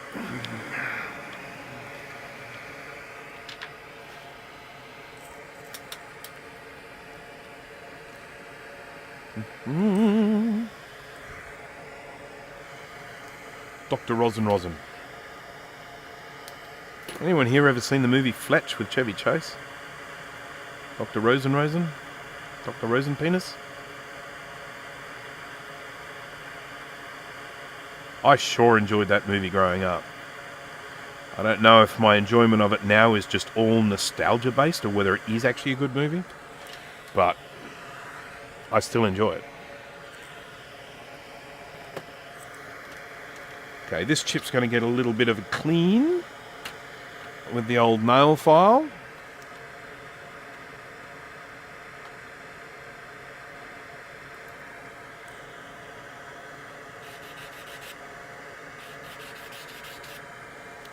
Caddyshack, yeah. Now, I honestly don't think I've ever seen Caddyshack the whole way through. Isn't that amazing? Seen lots of it, but I'm not sure I've ever actually seen the whole film all the way through.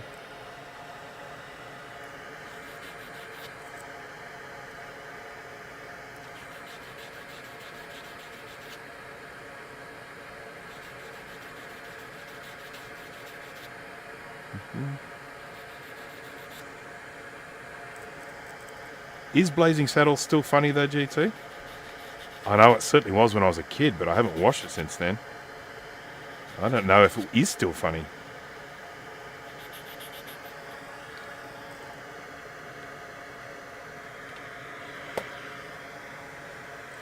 Maybe you should try one day. Go on a bit of a nostalgia thing.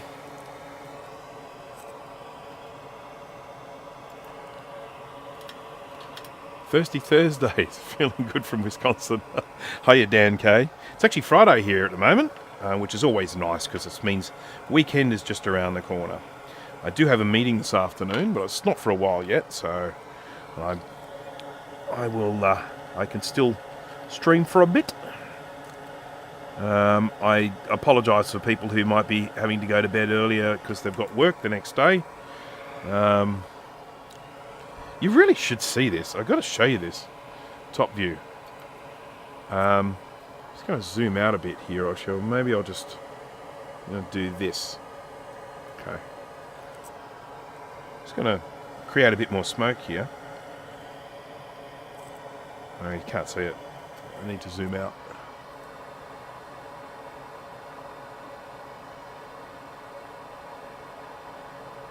Okay. Alright, so there's my fume extractor. All the way over here. Here's me making some smoke. Just all getting sucked up.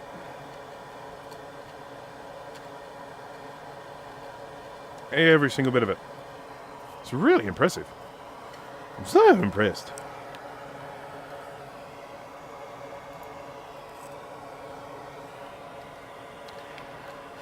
Yep, see, History of the World Part 1, that's another one. I mean, I haven't seen it since I was like a teenager.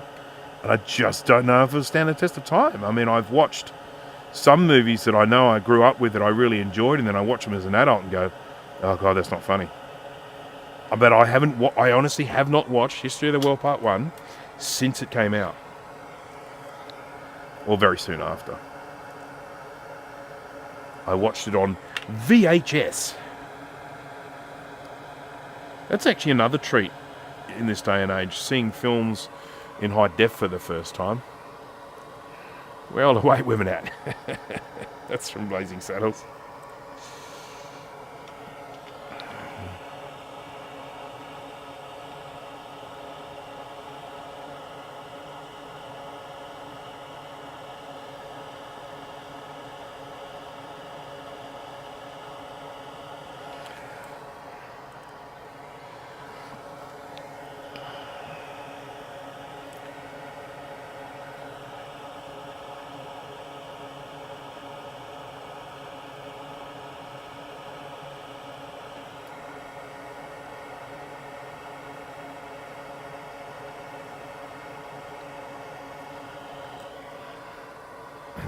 Do you know Mel Brooks is still alive? He's like 94 years old or something.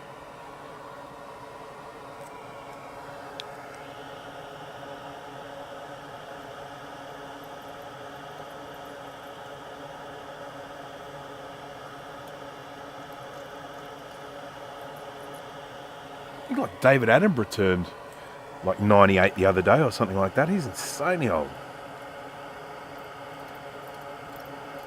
All that nature. Good for you.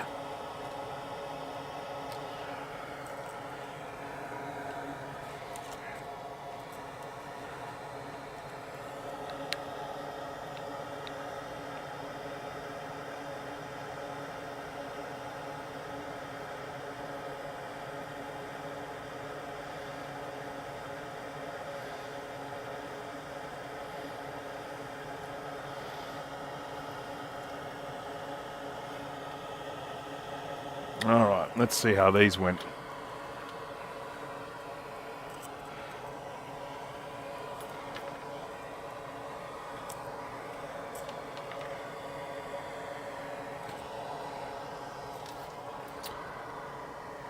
Mel Brooks was supposed to play. Well, I have to say, Cleveland Little was awesome in that. So, I'm not, Mel Brooks on. Richard Pryor, I'm sure would have been great, but Cleveland Little did a great job.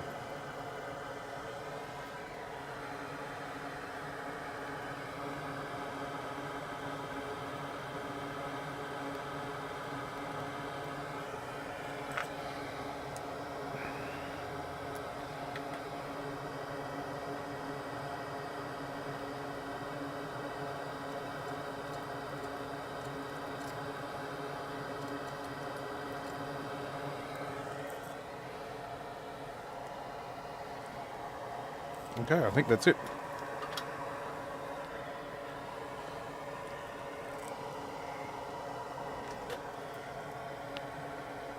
Yoy? Yoy? Yoy?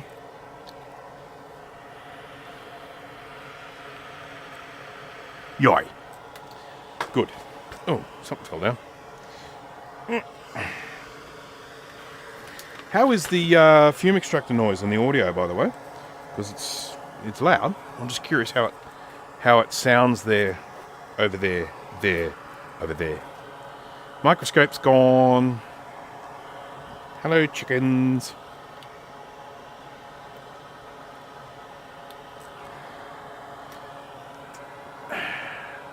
Bink.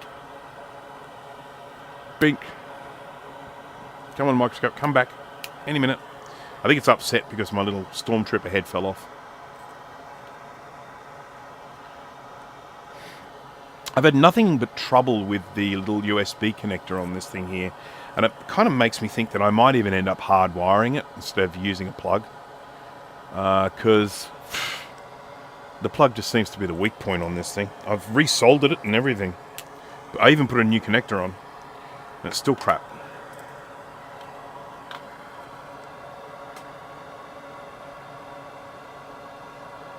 Sound is soothing. Just a background hum. Okay, that's not too bad. I can live with a background hum. Right, so let us now...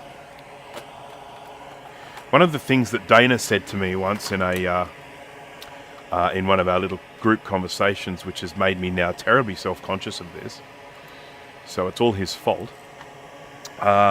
is using the term "we" when I'm talking about something that I'm doing. So if I do a video and I say, "Hi, my name's Bruce Rain from Branker's Creations, and today we're going to be having a look at blah blah blah blah," and he had a bit of a he said I don't know why do they do that? I don't know why they do that. So since then I've changed any of the scripts that I write so that I don't say we, I say today I am going to be looking at something or other. I guess they say we to sort of try and be inclusive, make the viewer feel included, but yeah, so I don't do that, but I do still find myself saying it sometimes by accident.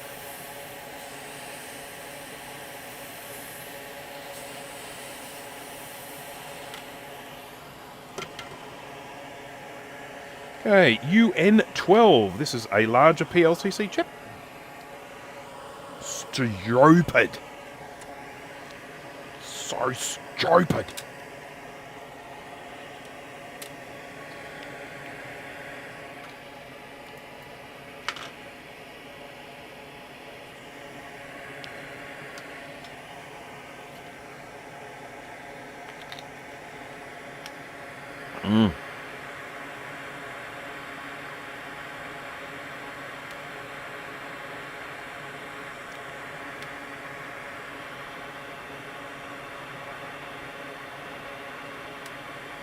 Oh, come on, stop it. A friend of mine contacted me yesterday and said he found some kittens at his workplace. Did I want them? And I'm like, no! I didn't actually say it. He wasn't able to get in touch with me, so he contacted my wife. And she's like, no. Having just recently rescued a bunch of kittens, as in like at the beginning of 2022, I am not wanting to do it again. Nah.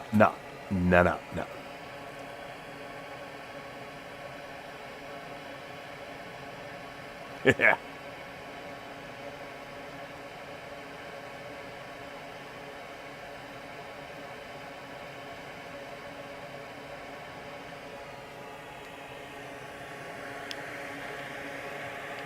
So today we're going to be putting these chips on the board. See, that's not right, is it, Dana? Because it's just me doing it. But if I was doing a kit build, and people were potentially building that kit at the same time, I can say we because they're doing it with me. These are the Dana rules, by the way. Must be followed.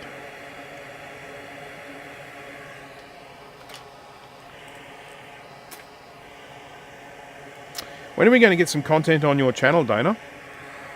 Other than a bonfire.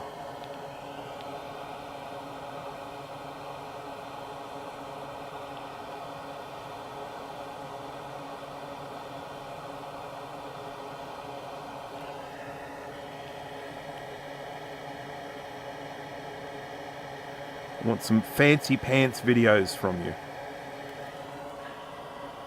Don't be stupid. Mr. Tech Gadget, hello there.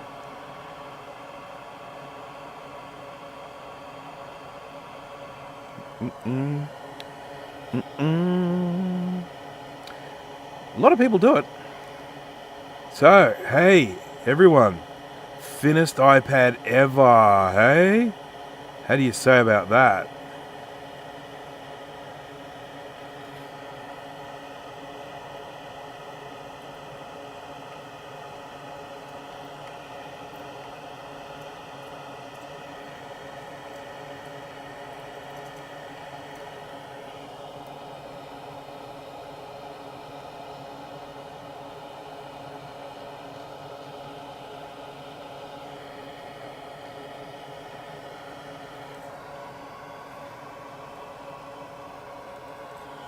Yeah, isn't it funny that they've actually they've released this now and it's thinner, so the new chip uses less power, but instead of make it so that it had greater battery life and keeping it the same size, they made the battery smaller.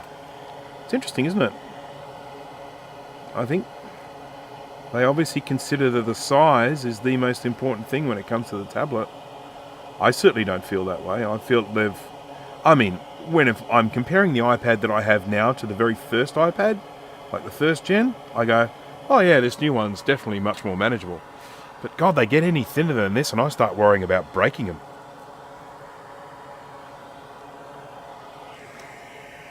I end up sticking them in a great big case because I'm scared of breaking them, and then they're not freaking small at all.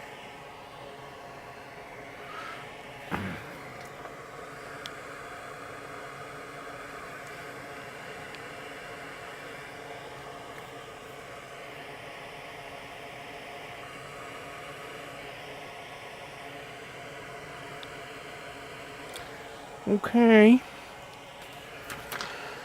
Time for the next chip. We're actually moving through this pretty quickly. We are moving through this quite quickly.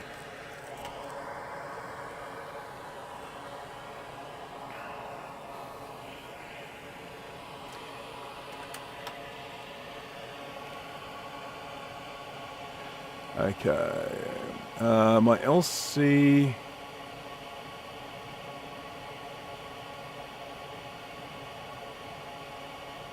okay, LC475 when it boots got chime and no video. If I turn off and back on quickly, video lights up, power supply or caps on mainboard. Lack of battery, I think you'll find that is. Make sure you've got a good battery in there.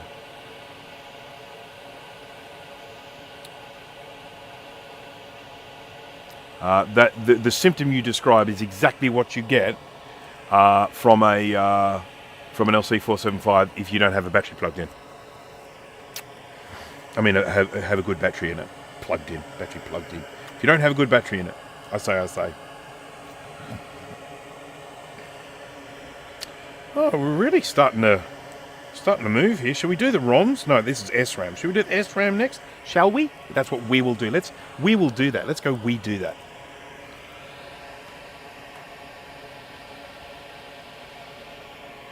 How long till Bendgate 2? Yeah.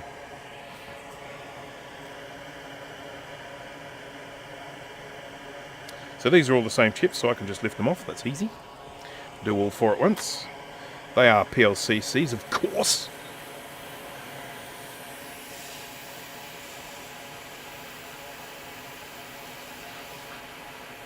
I don't mind the commercial. We were chatting about that in a little group chat the other day. I quite like it. The one where they're squishing things. I thought that was quite clever. But you know,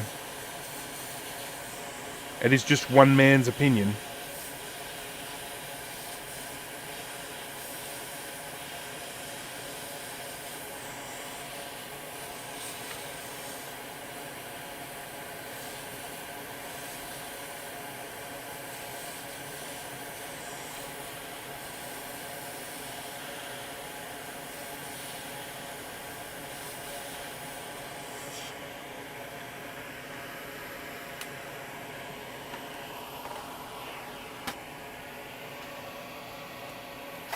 Oopsie, no battery. Well, there you go. There's your problem, Roger. You need a battery.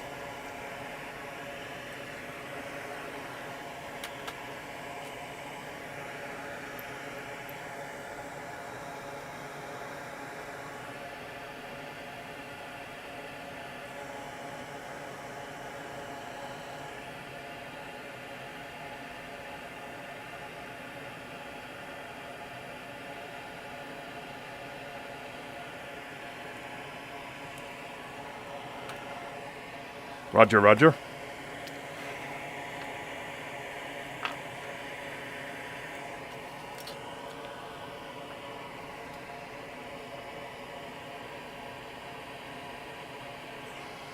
I don't think the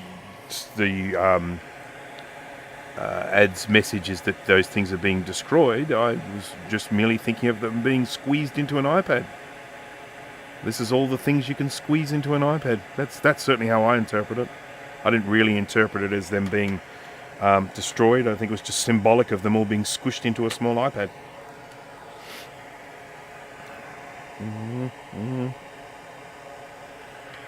And the them being destroyed just made a nice visual.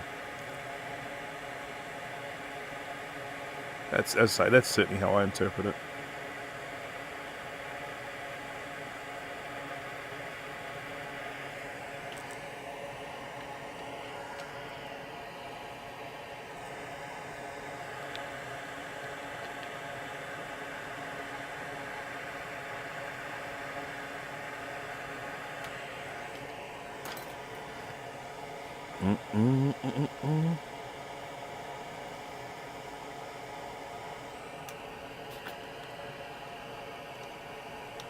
Full of tons of broken shit. Yeah, that's what they were going for.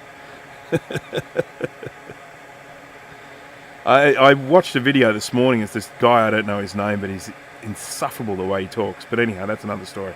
And he was talking about how there were some leaked benchmarks of the new iPad, and damn, that thing seems fast.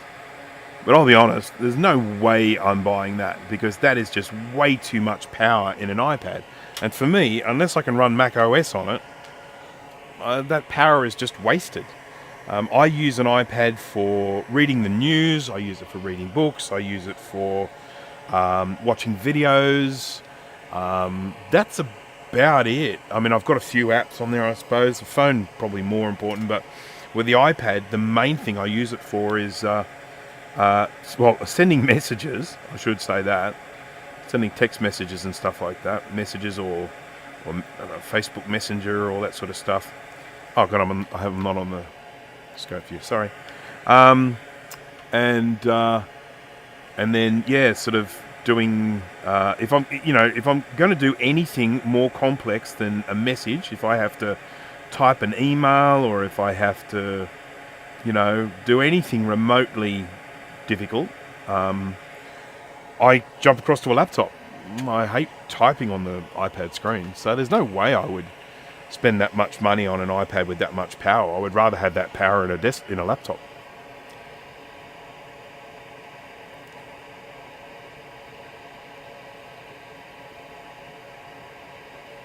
Yeah, I wouldn't be at all surprised, based on what I've seen with these latest benchmarks, to be seeing a new Mac Pro coming out with the M4 in it. I'm sure there's background information people have,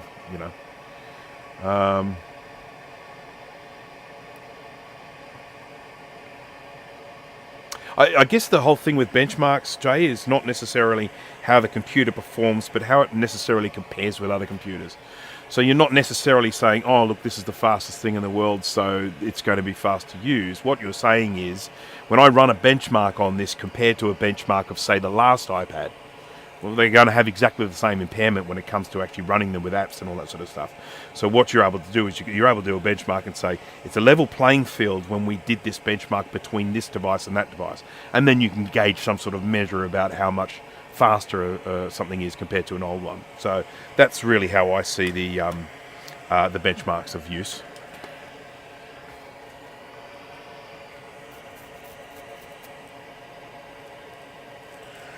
Yeah, I mean, I don't have a big sort of, what's the word they use for, you know, like with the lifespan, how often you replace a device. I hang on to my iPads for a long time. So I've got one that I use as my teleprompter when I'm recording stuff. I have a device here which I can show you. If I just go to here, I'm just going to grab it and show it to you. It's a bit dusty at the moment because it's been sitting in here for a while, but it's still functional. Oopsie. Okay, so I have this. This is Glide Gear. There you go. So this is a teleprompter. So I put my camera in here. The lens sits in there, and it goes through this mirror. This is a two-way mirror. You can sort of see that there.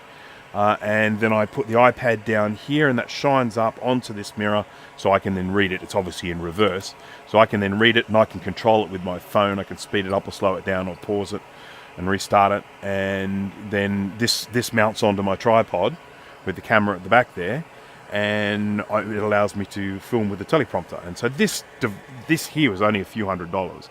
So if you've already got an iPad, you know, you can essentially put together a teleprompter for relatively cheap, because a lot of camera stuff is very expensive. You could probably get these cheaper these days. I suspect there's probably cheaper ones out there. But as I say, this was a couple of $100, I think, maybe $200 or $300. I think it was a refurbished one. I don't think it was a brand spanker.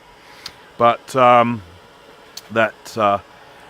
I use one of my iPads for that. And that iPad also, when it's not being used as a teleprompter, lives in my kitchen and has all of my recipes on it. So it sits on top of the microwave oven. I'm going to stand there, and when I'm cooking, I just go into there's an app called Recipe Keeper, and I really like it because you can load it on all your devices and it synchronizes. So I can add a recipe from anywhere. But more importantly, if I decide, hey, I want to cook this tonight, and I know I'm going to need some special ingredients, I can just be at the shop. I can just open up the Recipe Keeper app, go to the thing that I want to cook, see all the ingredients, and go, oh, okay, yeah, I know I don't have that at home. I'll need to get some of that. And so that's my secondary iPad is used for that. My primary iPad is the one that I have. I use it to watch TV shows before I go to sleep, because I always watch TV shows, and that makes me fall asleep. And I use it for Facebook, you know, scrolling around Facebook. I use it for doing Wordle. I use it for sending text messages, either through Apple Messages or Facebook Messenger. And I use it for browsing the web, reading the newspaper, that kind of stuff. And that's what I use it for. And it gets a lot of use for that. For me, it is worth spending money on it for the amount of use that it gets. But those sorts of things I do on it don't need to be absolutely groundbreaking speed. You know, I mean, the one that I've got is a few years old now, and it still runs beautifully. Eventually it'll get upgraded to the point where it runs like shit, but at the moment it still runs quite well. Okay, now, actually, I'm just going to do this very quickly, because I've been squeezing the bejesus out of this and nothing's coming out. You know why?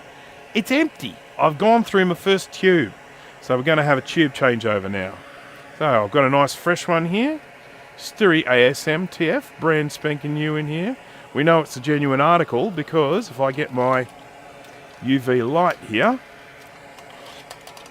and shine it there, you can see Styri, the logo there in the background. I can see it better than you can, but that's just because of the light, the camera. And we can see all of the UV tracer of the flux here. It's all the flux left on the board. But don't forget, Styri, if you want to buy this stuff, links in the description with a discount code. So, you know, we all like discounts, don't we? Now, this here is my invention. It's a plunger for use with these.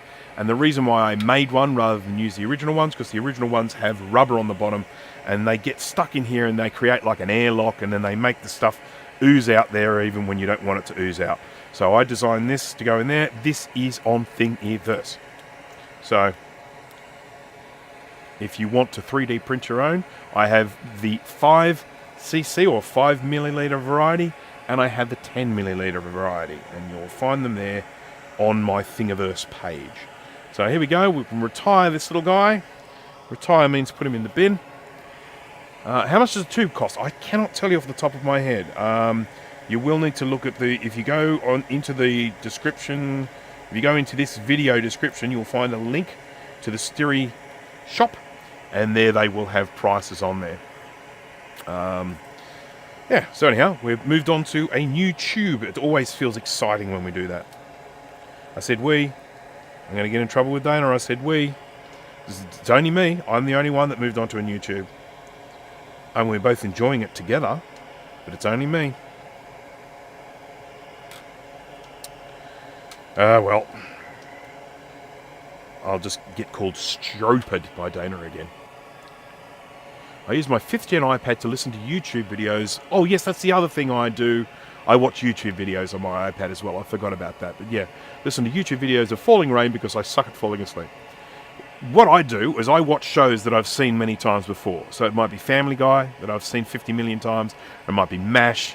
Or it might be, I don't know, just something that I've seen many times before. I just put an episode of that on, I start watching, my eyes get heavy, and then I switch it off.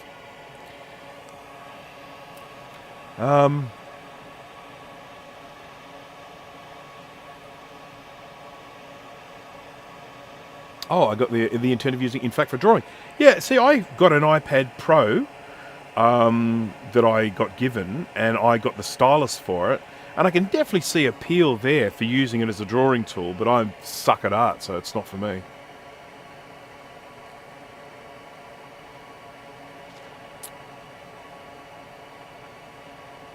Yeah, Apple releases these devices like yearly cars, and would really, really like it if you would just ditch the old one for the new one every year. Yeah, but I do also think that Apple have accepted that the life of an iPad is far longer than the life of a phone. So I think on average people are changing their phones about every 1.5 years, something like that. I was doing that. I was doing it about every 2 years before, but I feel like these phones have got so good now that I hang on to mine for bloody ages. But the iPad definitely lasts a lot longer. I mean, I think people are hanging on to them for 3-4 years, possibly even more. Good night, Francois.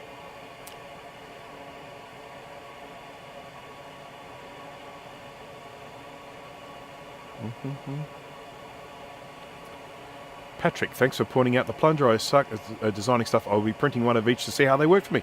Cool, cool, cool. So all I would say is, now this is printed on a K1, and I have printed this with an incredible level of, precision to fit down this tube. And you may find on your 3D printer it comes out and it's either too small or too large. What I would always say, if it's too small, maybe just enlarge it by 0.1% or a really small amount to make it slightly larger when you print it out. And then you can use a bit of sandpaper if it's too big. If it's too big, just use a little bit of sandpaper, sand down these ridges until you can get it fitting in there. So it should go in there so that it moves smoothly but doesn't fall out. That's the plan.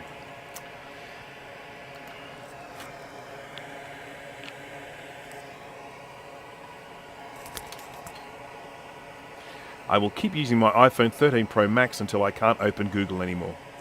Yeah, I mean, I was using a 7 for ages, but then someone made me an offer I couldn't refuse. Essentially, my mother said she needs a new iPhone. She said, if I buy you a new one, can I have your old one? And I like, yeah? So, she's now using my 7, and I'm using a 12 mini. I suspect I probably would have replaced the 7 by now, but I had no plans to do so at the time that I did. I basically just changed it because, as I say, it was an offer I couldn't refuse.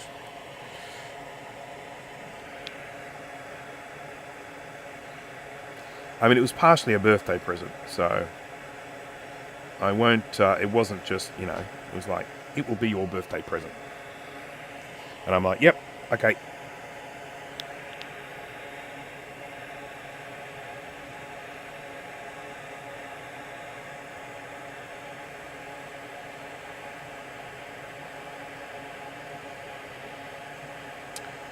Speaking of birthdays, guess who had a birthday the other day?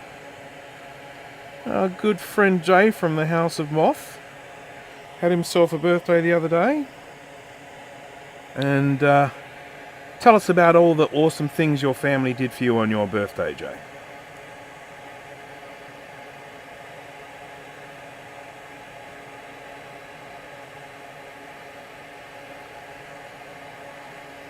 I think it was yesterday. Birthdays get confusing for me because there's the birthday for with our date, and then there's a birthday with their date, and I kind of forget which one's which. So.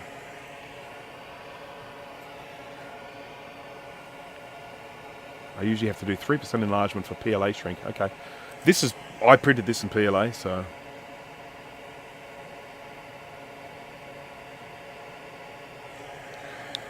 eSun PLA Plus, as a matter of fact. I really like the white eSun. The only thing I don't like about it is it's a bit of a milky white, rather than a really, really opaque white. I use Flash Forge if I want something to be really, really opaque white.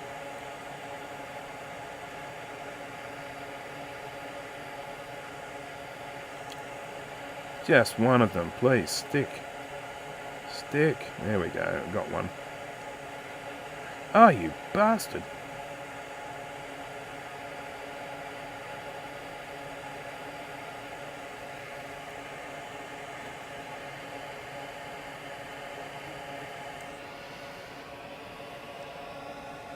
They let me sleep in, let me wander around a gun shop for 2 hours without complaining, and got me a massive cake. It was a great day. There you go.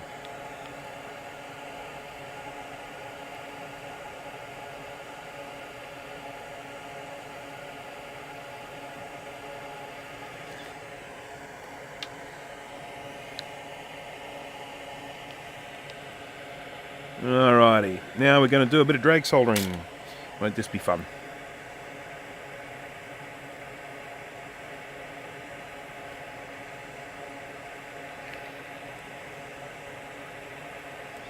How's the focus there? Not too bad.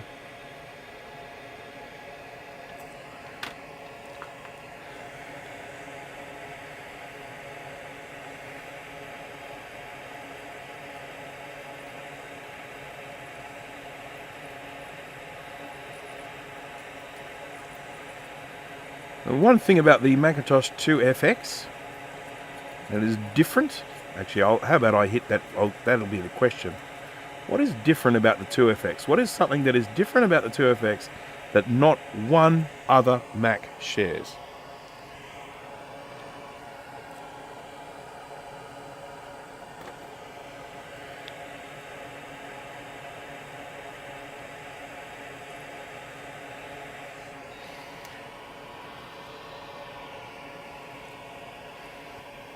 Yay, Dana got the answer right. And so did Steve. And technically so did Mr. Tech Gadget.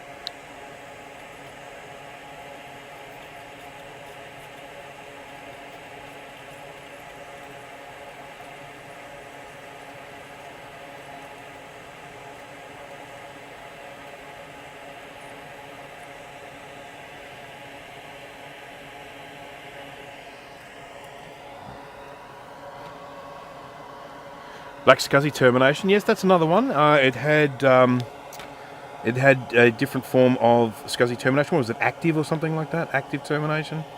I can't remember. But yeah, I've got one of those black SCSI terminators somewhere. I caught up with someone I used to work with yesterday because I was upgrading their computer, something I mentioned right at the beginning of the stream. And he was actually used to be my boss many, many, many years ago. And when he came here, and I've been working with him since 1989, so I have known him since 1989. And while he was here, I actually set up a Mac 2 CI and loaded up with Quark Express so that he could have a look at it and just go on a little bit of a nostalgic trip. And he was laughing his head off. You know, you look at those and you sort of think, we used to work like this.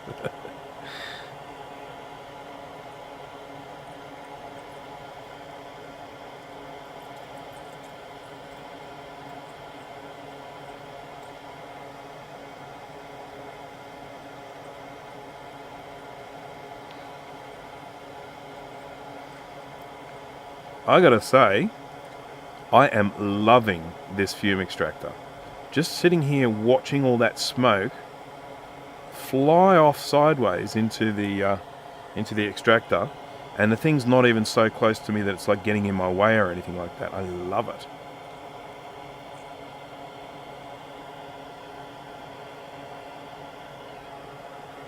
So I am working on a review.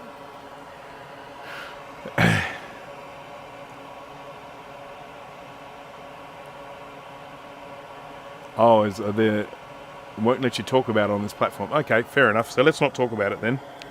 I certainly won't talk about it. I don't know if things like chat cause issues with that, but it's certainly not something I will talk about.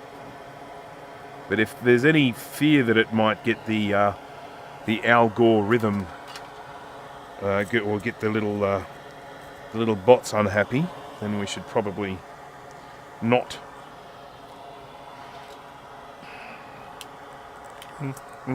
Just putting on my goggles to check and see that I got all these soldered on properly. No bridges. No bridges. Oh! Massive bridge. Massive bridge.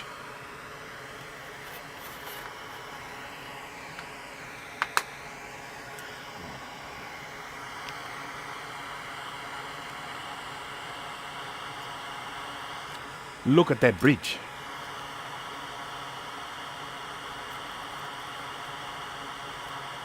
Gonna need some wick for that.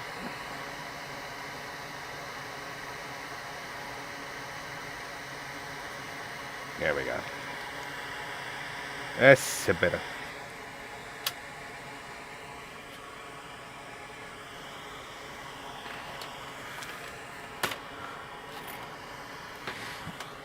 We are getting close.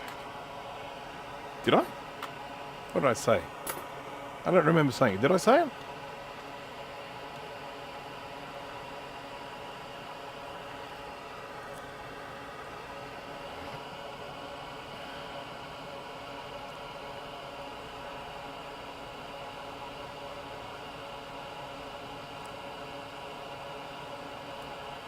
Yeah, so when is that live stream happening, Dana? Dana did do a live stream, by the way. I just in case anyone's thinking, this Dana does stuff, guy doesn't do stuff. He did actually do a live stream.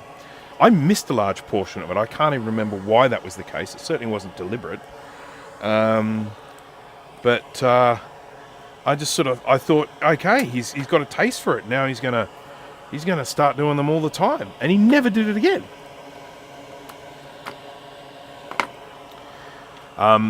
This little Fume extractor, which I'm reviewing at the moment, it has a button on the bottom, and you press it once to switch it on, and that puts it into the lowest speed.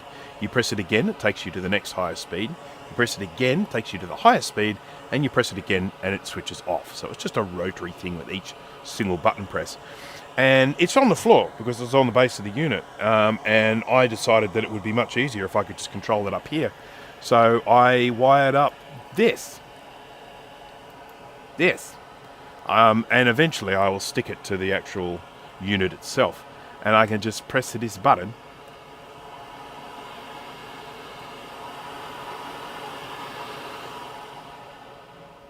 like that.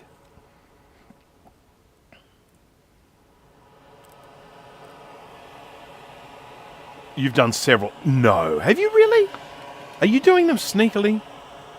I mean, I know you've certainly done plenty on the Mac Yak channel, and you've done some on Mike's channel as well. That's one of my favourites. Everyone should go and look out for that one. Us live streaming on Mike's channel. It's only Dana's voice. It's not his. You can't actually see him, but it was one of the best streams Mike's ever done. That's for sure.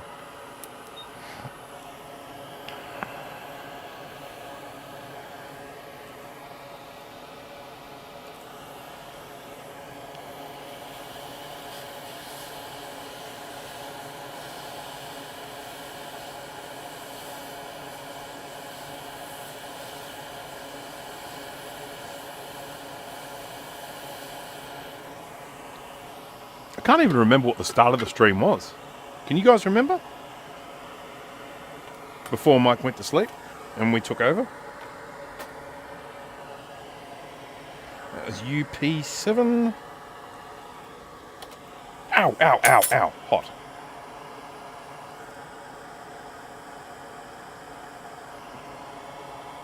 Uh-oh. Oh, that's okay. It's just numbering. They're all the same chip. I really worried myself for a second there. Because this one's labelled UP7, and this one's labelled UP8, and they're reversed on the other board. But they're the same chip, so it doesn't really matter.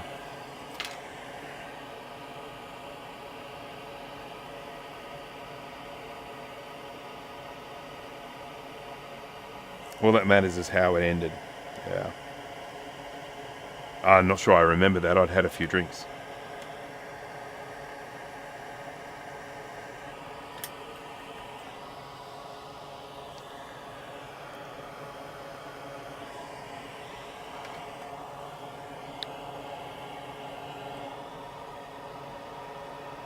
You remember Archive 81? Yeah.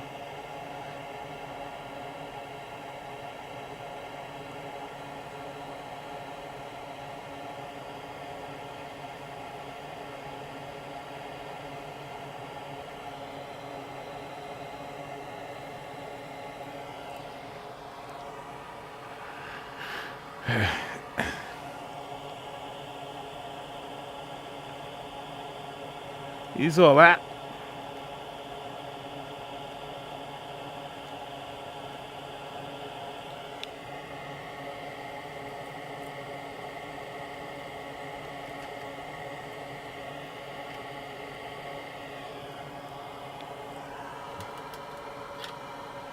What's your drink of choice? My drink of choice is generally white wine. I like drinking lots of things, and throughout my life I have had different drinks of choice. So when I was younger, I really liked vodka. Big vodka fan. I used to drink a lot of vodka. And then I sort of progressed to beer. I started then being quite a big beer drinker. And now it's white wine, mainly young whites, things like Semillons or Sauvignon Blancs or Sauvignon Blanc. I don't like Chardonnay, mainly because they just put too much wood in it. Oh, they certainly do out here. Chardonnays are very woody out here, and I just don't like it. It just tastes like I'm eating a barrel. Yeah, I do like drinking lots of things.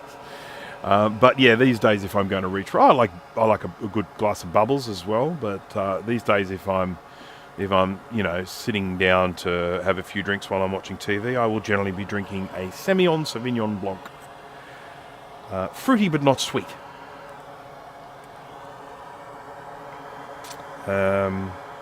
Yeah, I like a Pinot Gris, I like a Pinot Grigio, I like some types of Rieslings, not all of them. Some Rieslings get a bit sweet.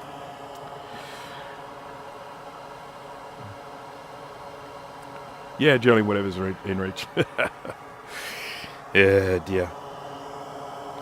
I go into the bottle shop and I go in and I grab my 2 cases of wine and I go out there, and as I'm leaving I say, I'll see you tomorrow. Ah, dear, oh dear. Crazy Australian drinking culture. I really do think we're going to finish the ICs in this live stream. Oh wow, God, I went from 1.5 hours to 2.5 hours really quickly. But anyhow.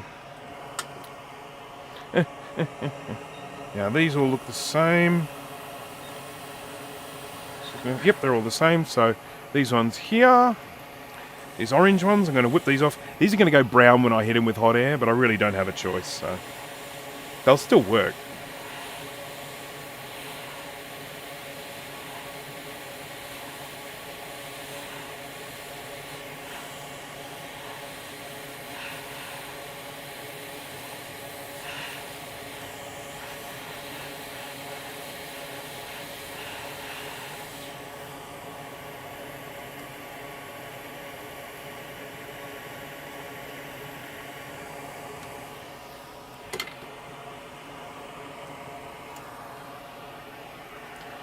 We're going to finish the ICs today. We're not going to finish today because certain things that I have to put on this that absolutely are essential for me to put it on.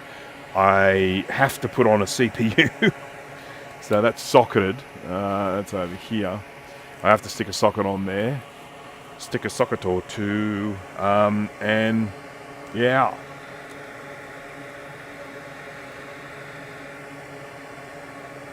And I'm not going to do any of the socket work today. I'm not going to do any of the through-hole stuff today.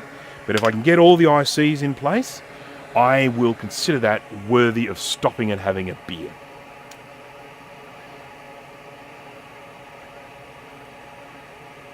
Tantalum chips, yep. Well, it was a 2FX, wasn't it? Yeah, I had a little bit of chaos with a tantalum cap. Because I've got to stick caps on this as well. I haven't done the tant caps.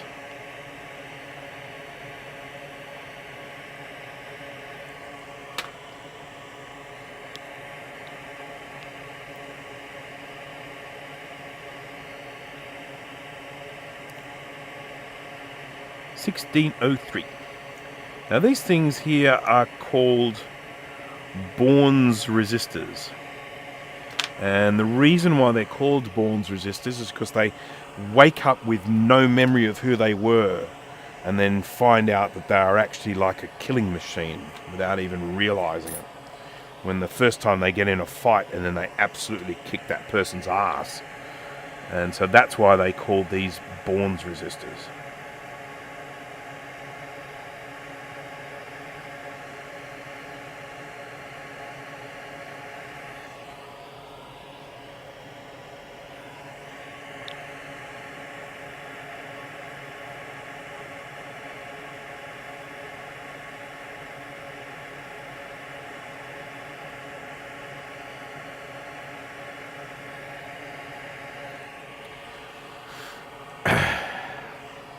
Seagal. There was an article about Steven Seagal recently about the fact that he is apparently an absolute grade A asshole.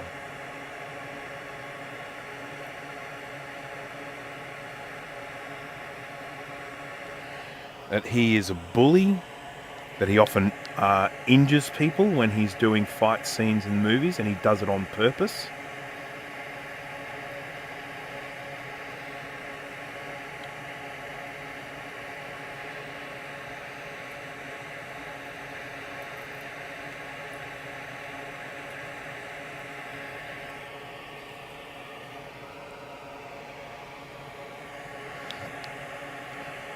I liked Under Siege. Under Siege is a movie that I really enjoy. So, but that's I mean, I might have seen some of his other movies on TV late at night, but they all seem like shit.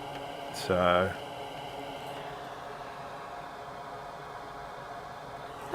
cool. Le douche.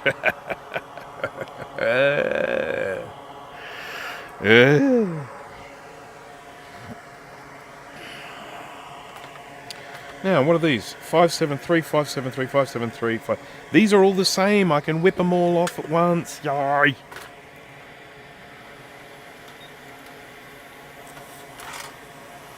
Careful. Easy, easy, easy.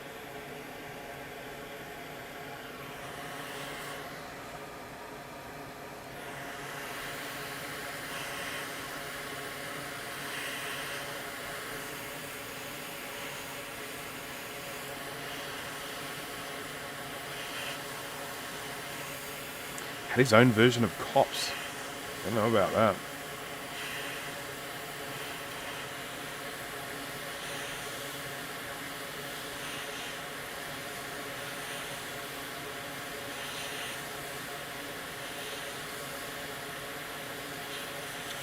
Get off the board. Thank you. Stupid thing.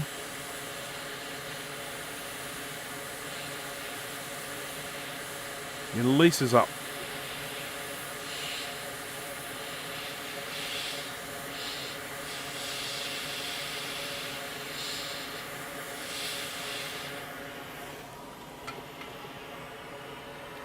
I must depart. I wish thee all...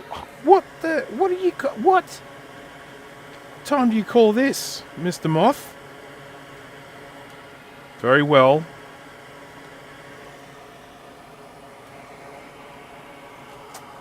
But I do expect you to come back and watch this later on, because I'm going to be giving a test later.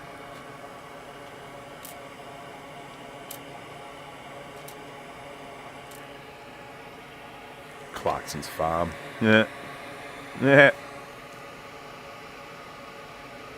I watched a little bit of the first series of that. The sort of thing I was watching while I was cooking. I like to have things on the TV while I'm cooking. I can't see them from the kitchen, but I can hear them.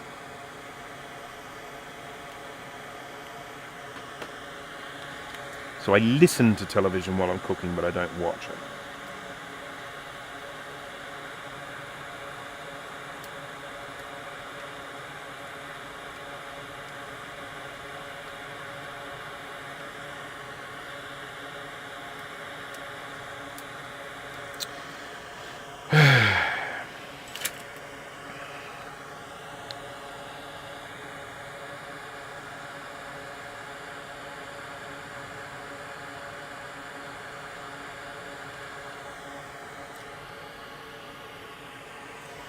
Some of the best TV on TV.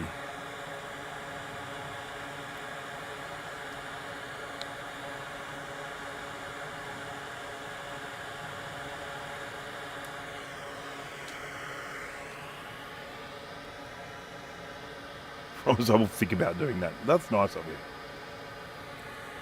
Going around with police officers arresting people. Wow. So okay.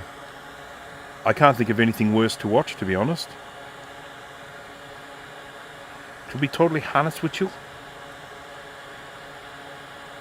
Ow! It's hot. Hazards. Hazards.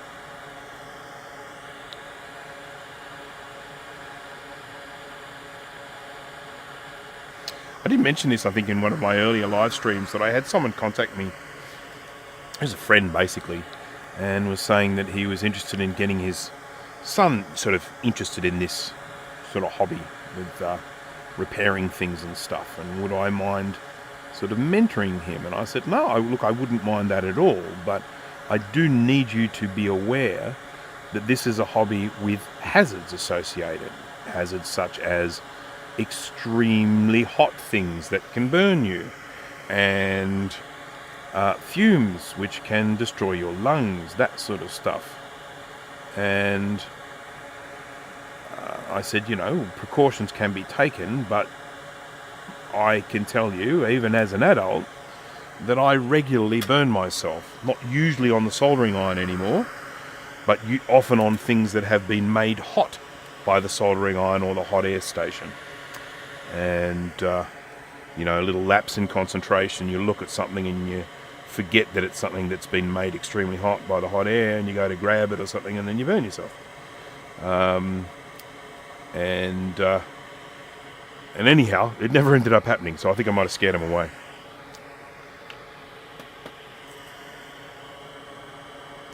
I finished watching a TV series the other night called The Fall. It stars Gillian Anderson and that guy whose name I can't remember. I think he was the actor that played the part of the 50 Shades dude, 50 Shades of Grey. I think it's the same person. But anyhow, and it was kind of funny because I got to the end of it and it was sort of like, I don't know, something was telling me to leave a review of it, or leave a star review or a star rating, and I was like, I can't really do that because series 1 and 2 were great, you know, good solid 3.5 star.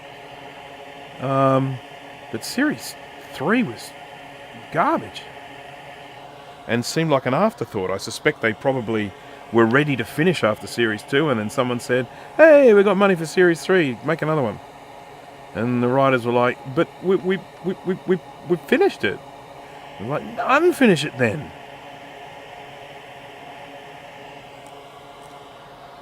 That was what it felt like. And the third series just dragged and dragged and dragged and dragged. I started Burn Myself on an Iron in 1964. That's a long time ago. I don't remember the year, but I know that I was probably about maybe 10, I suppose, maybe a bit younger, when I first burned myself badly on a soldering iron. I burned my foot I stepped on it. I was soldering on the floor, and I left the soldering iron there, and then I stepped on it and burned my foot something wicked.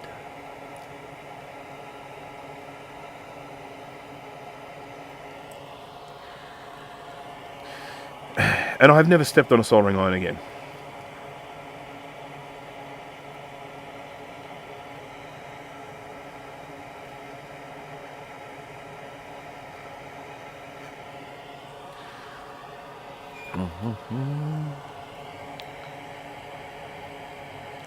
Now, as to whether I actually get to test this in the next live stream, I'm not sure. I'm not sure how far I'm going to get, but what I do know is that I think people are starting to get sick of the assembly. So I will definitely do another stream after this, which will be doing the through-hole components. But if at the end of that stream I am unable to start testing, which I hope I will be, but if I'm not, I will, the next stream I do will be me ready to test. I will make sure that I get everything done off camera in readiness so that the stream will be testing. Because I think, you know, people have watched enough. You know what I'm saying? You know what I'm saying? HC132, HC132. Got two of those.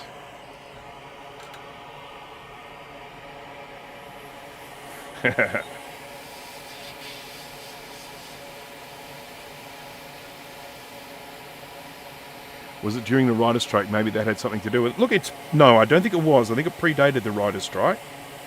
Because it was something, this was like 2013 or something. So it's a little while ago. But it really did feel like they made two series and then suddenly decided to add a third one. It just felt so much like that.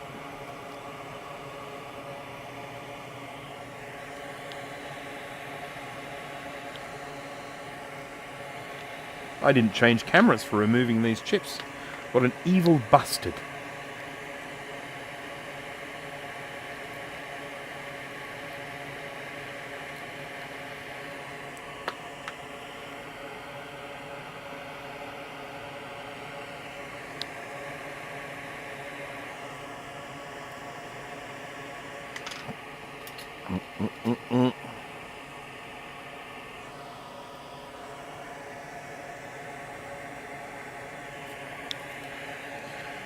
I should really make mention for people who are watching at the moment that I've nearly finished all the ICs. I'll take a little zoomed out view in a minute and we can see, but there are very few left to do. And so that will mean the wrap-up-age of this stream, you know, in the not too distant future. I mean, we'll do the normal finishing off stuff, the retrospectives. But I think we're actually at the point where I need to get that chip that I was waiting for Kai to send me.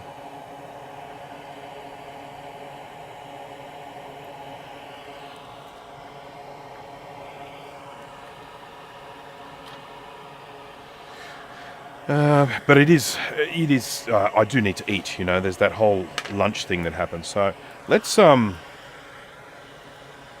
take a quick little look from the top. I think I can say let's for that, can't I? Because we're all looking at it. I think, Dana, is that okay? Is it okay if I say let's have a look? Because it's all of us doing it.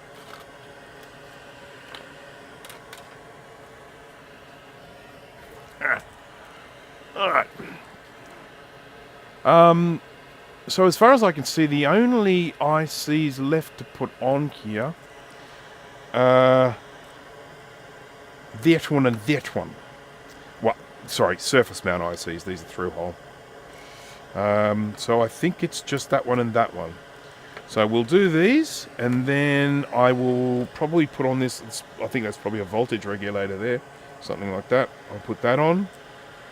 I've got to do all the caps. I'll probably do the caps off camera because everyone's seen me stick caps on things before.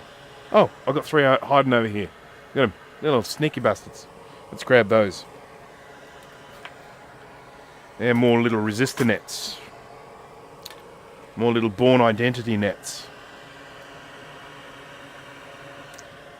Gonna need some of the hot air stuff so that I don't melt the things I don't want to melt.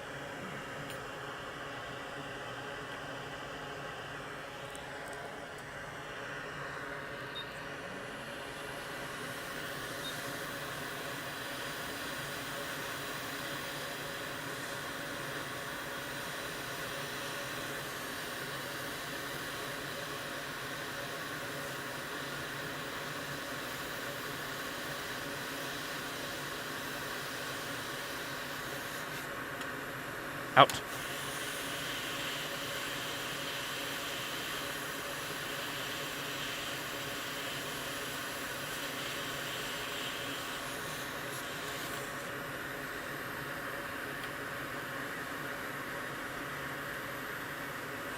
Hey. Hey.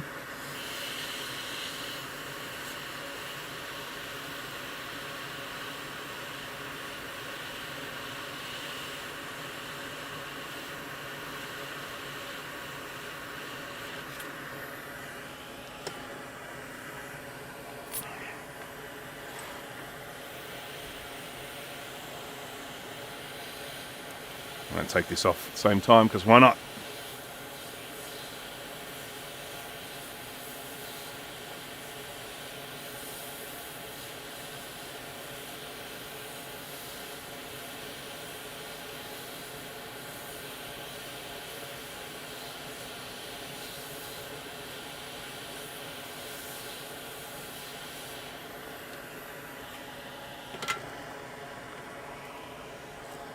Do-do-do-do-do-do-do.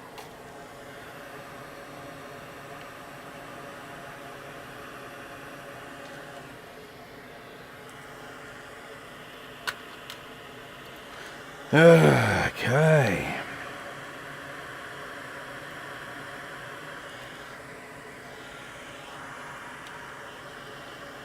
Isn't this fun? Is everyone having fun? We're all having fun. Isn't it fun?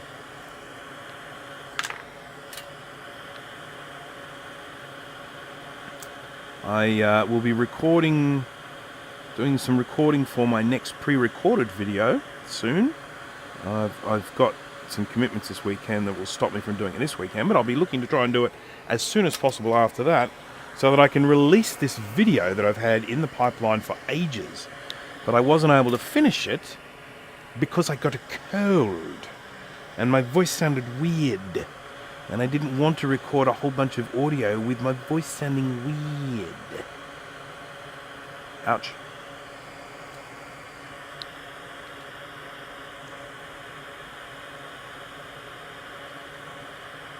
Now my voice is less weird. It's just the way it normally is.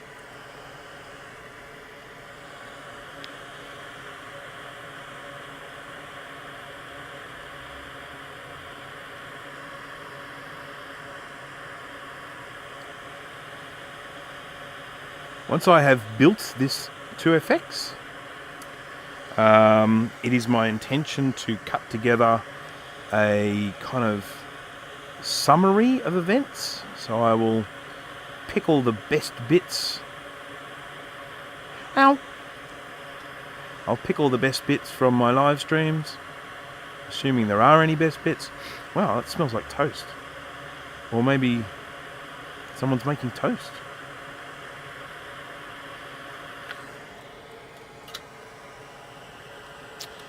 Yes, I shall pick all the best bits and make a little summarized version of this.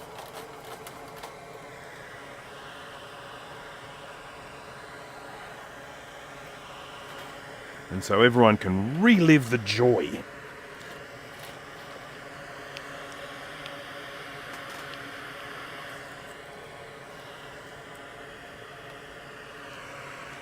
Watching me slather flux all over things. slather.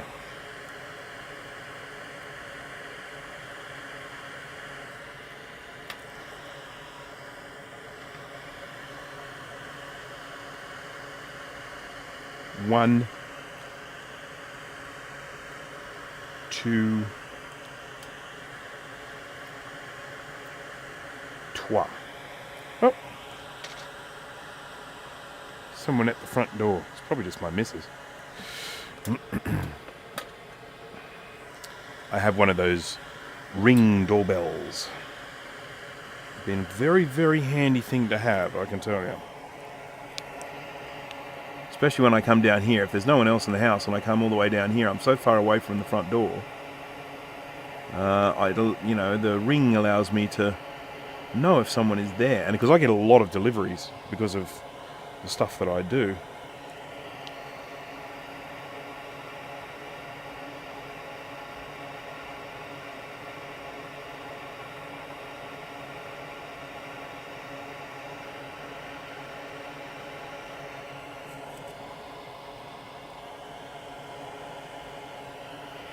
My hands are dirty.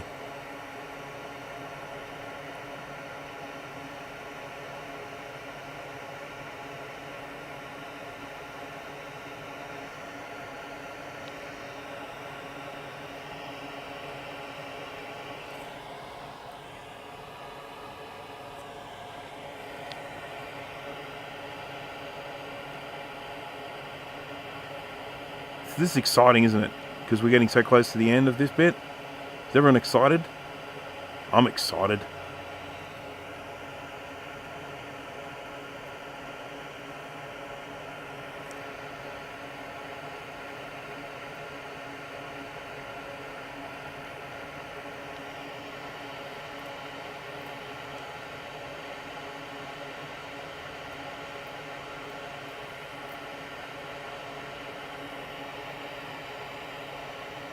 Can definitely tell that these pads have ended up getting some corrosion on them.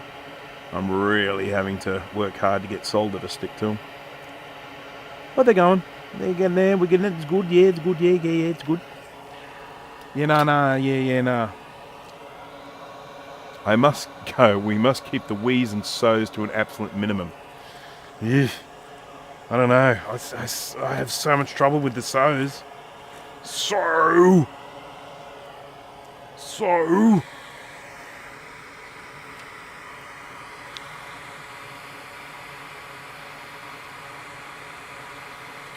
Goodbye, Dana. Thank you for joining me. How are we going for numbers here? I haven't even looked. Could be like 10 people watching. 32 at the moment. Oh, we peaked. We peaked at 44 or 45. We peaked at 45, and that was about an hour ago. So we're definitely on the decline here. I think people are all 2FX'd out.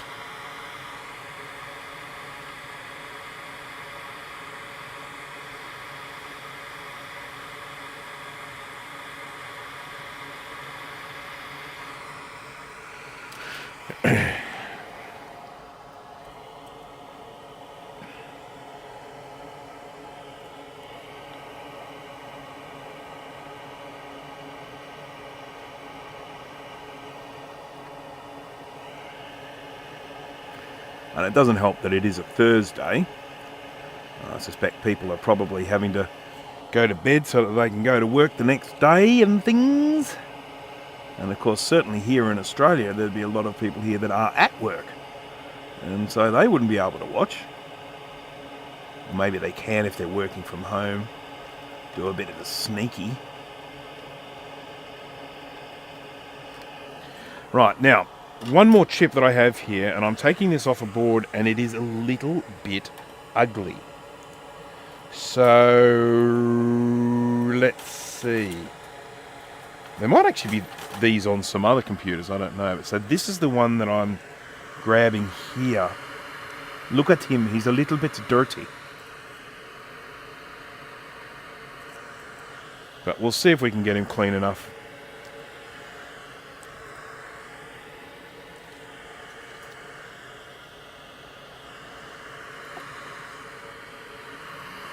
I said we. See if we can get it clean enough. if we can.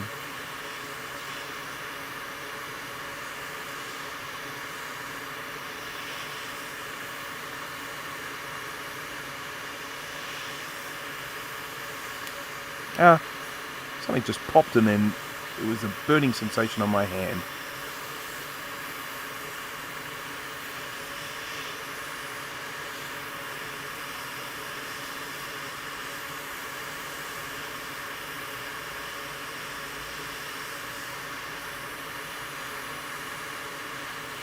Yeah.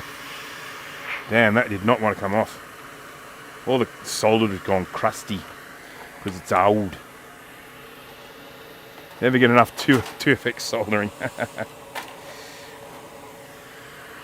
I mean, it's gonna look more like a computer when I finish this one, because with all the chips on. Okay, yes, it doesn't have any of the sockets on, but you know, it is starting to look like more of a complete thing.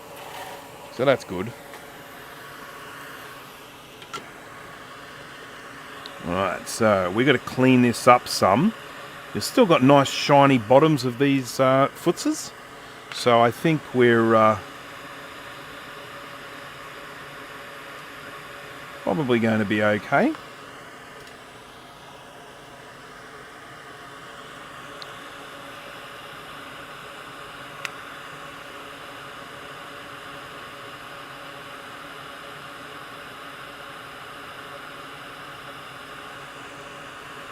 Yeah, they come up all right, haven't they? Bit of all right, yeah, all right, yeah, good, thanks.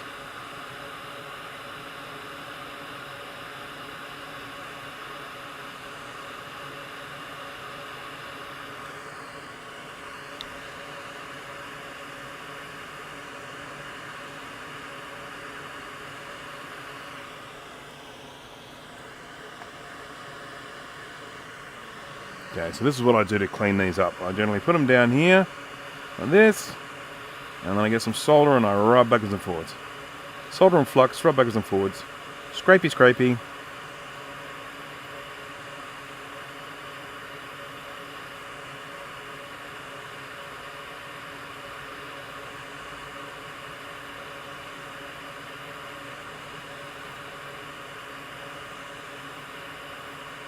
Looking good. And then I just suck all the old stuff off.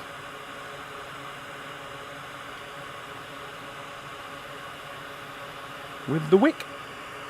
Like magical. It's looking like a new.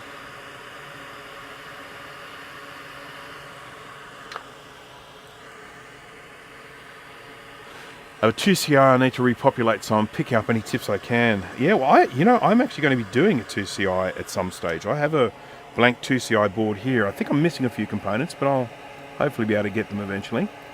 So I will actually be doing the 2CI at some stage. Now, are you doing it with the bird seed already populated on the underside? So all the little teeny-weeny passive components. I know that there are some people that have ordered the 2CI board, not just blank, but with those little passive components already pre-populated. Costs a little bit more, of course, but it saves a lot of time. The one I have got is completely blank, so I'll be having to build it from scratch-a-rooney.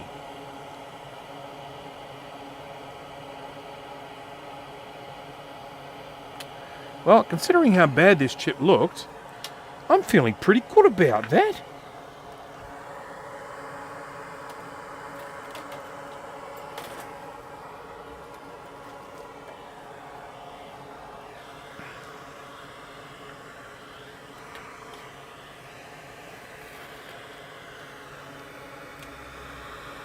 Pin 1 up here. Is that pin 1? I keep losing my tweezers because I'm an idiot. Getting to be late in the US, 11:30 p.m. Yep. While working on my 3D prints makes me feel like I'm in a shop. I have actually been doing quite a bit of 3D design lately, 3D modeling, making all sorts of things. I made a bracket, a hard drive bracket for 2CI, and I made some little dividers for my kitchen shelves, and I made my little plunger for this flux tube.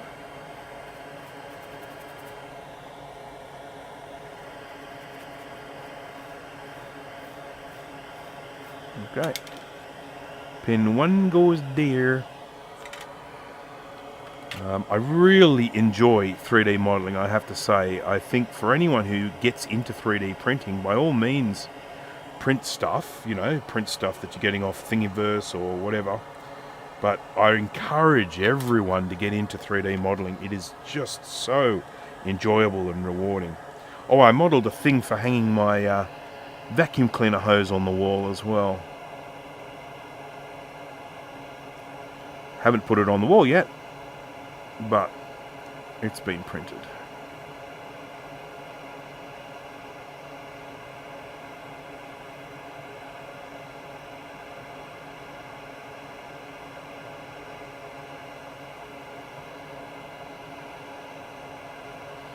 Don't normally do a chip sideways like this. Don't like doing a chip sideways like this, but I don't want to move the board around because the board's so bloody big.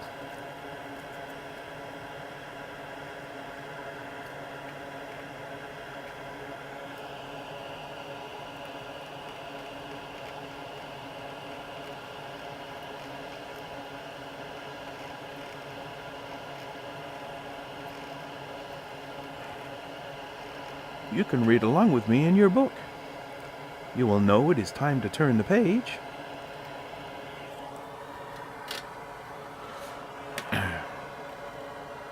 Been trying to learn FreeCAD. Yeah, I've been modeling with software called Onshape. It's web-based, which kind of scared me off a little bit to start off with, but I am loving it now. And I have nothing but good things to say about Onshape. I find the modeling tools extremely intuitive. Whoopsie. Rubber thing came off. Ooh, it makes a funny noise when you block the air. Alright, let me get the little switch.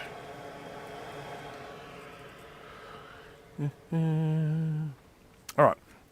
I've just turned off the fume extractor and now, oh, it's so quiet now. I like it. Oh, I didn't do the thing. Sorry, let me just do the thing and then we're done. This will only take a sec. It's an easy thing. Not a chaotic thing or a difficult thing or... Oh god, I hate these things they catch and stuff. Yeah, there it is.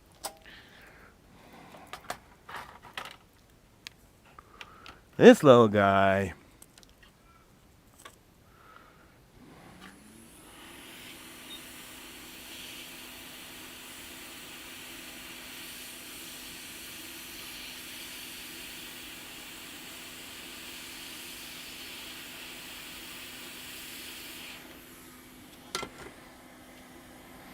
I'm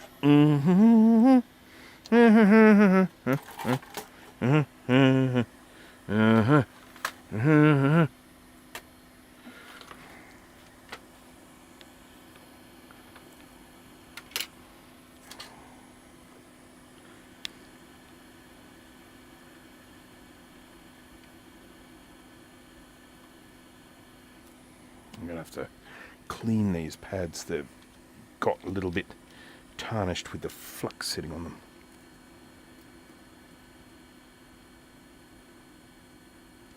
There we go. Right. Oh crap, I dropped it on the floor, I heard it. It was right here and I just heard it hit the ground. There it is. Thank goodness. I really didn't want to crawl around under the desk trying to find that.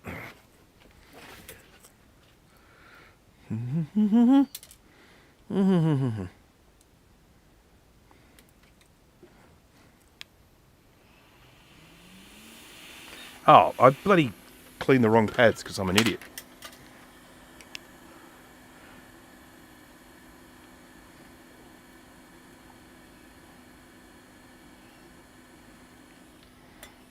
What are you, Ryan? You're an idiot.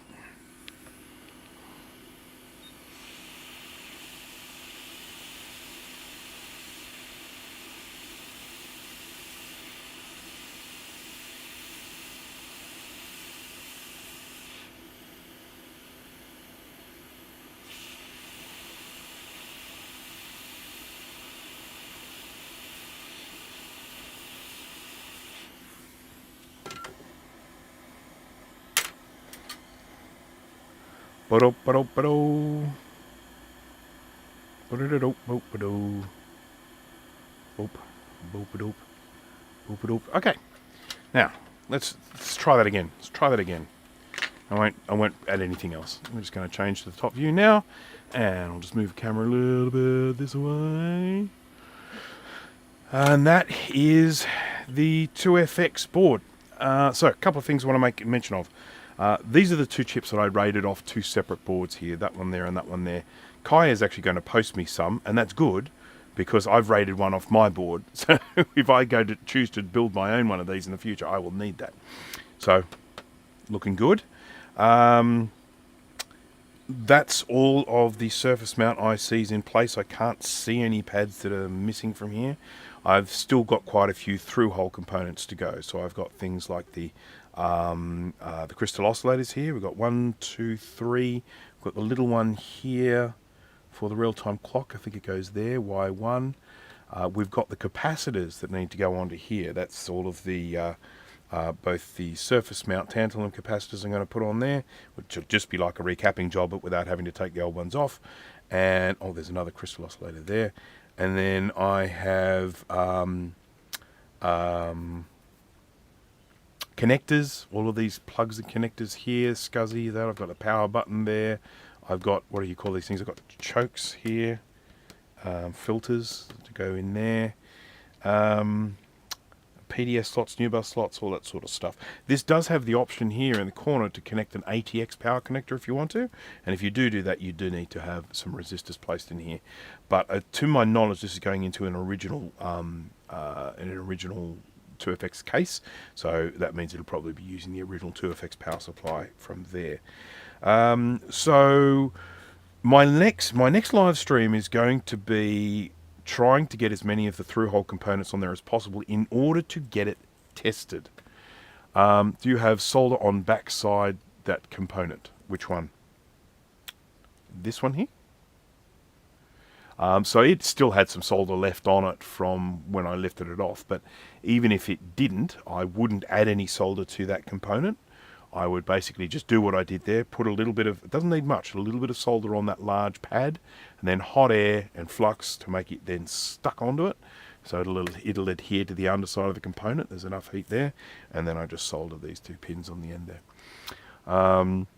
If you actually have a look, I've got a video in my featured videos, I think, or it might be in my Learn to Solder videos, something like that. And it's called My Beginner's Guide to Soldering Part 3, Surface Mount Components.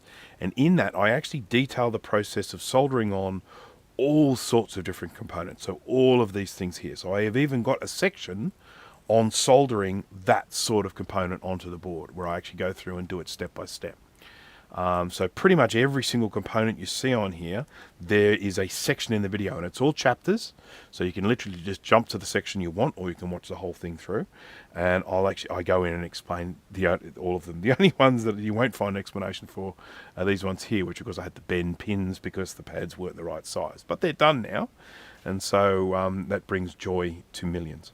And so I need to put on a few bare minimum items in order for us to test it. And as I mentioned before, I mean, I could probably test it without RAM to see if we get a sad Mac chime. So I could leave these off for the initial test. And I need a new bus slot if we're going to have any sort of image so that I can stick a display card here, because this does not have internal video. If I'm going to boot it into something, I'm going to need a SCSI socket on here. I'll probably put this one on because I actually have spare new ones of those. If I'm going to plug a keyboard in, I need an ADB port. So I will weigh up what and of course if I'm going to have a ROM, I need to stick a ROM slot in there. So it is my intention to just sort of weigh up what the bare minimum to go in here is. And then the next live stream will be me moving those bare minimum items across, and then hopefully giving it some sort of a test. So that will be the plan. So I think that's pretty much it for this one. I got done exactly what I wanted to get done. So in that regard, I'm feeling very pleased. This is exactly where I wanted to be up to at the end of this live stream, and I've done it in just over 3 hours. So I'm feeling pretty good about that. I can go and have some lunch now, and then maybe do some shopping and then prep for my 3:30 meeting. So, my favourite word. A big thank you to everyone for sticking around for this live stream. I mean, I guess to some extent I apologise that it's been going on for so long. I mean, I knew it would go for a long time. It's perhaps gone on a little longer than I had expected. Easily more than twice the amount of time than doing the little classic that I did. Easily more than twice the amount of time. I guess the one advantage with this one is this one should just work. I've got a few little bodge wires I need to put in, but it should theoretically just work. Whereas the classic, we had to do some working with Kaya to actually do diagnostics on the board as well, which was a bit of a challenge. But anyhow, so again, thank you everyone for joining. Thank you for keeping the chat lively. I do appreciate that and keeping me company while I work my way through this very monotonous little job. I will not be doing a live stream this weekend, but I will probably do a live stream the following weekend. This one is meant to make up for the weekend one, and I'm also, of course, trying to work on some pre-recorded videos at the same time. So I hope everyone has a lovely evening, morning, afternoon, whatever it happens to be where you are in the world. Thank you very much for tuning in, and I hope to see you at the next one. And my flow is completely wrecked because my mouse was nowhere near my hand, so I can't press the button. So I'm going to grab this, and we'll have the nice little clunky finish here, and go to there. So thank you all, and hang on. Can't do it like that. There we go. Thank you all, and I hope to see you at the next stream. So bye-bye.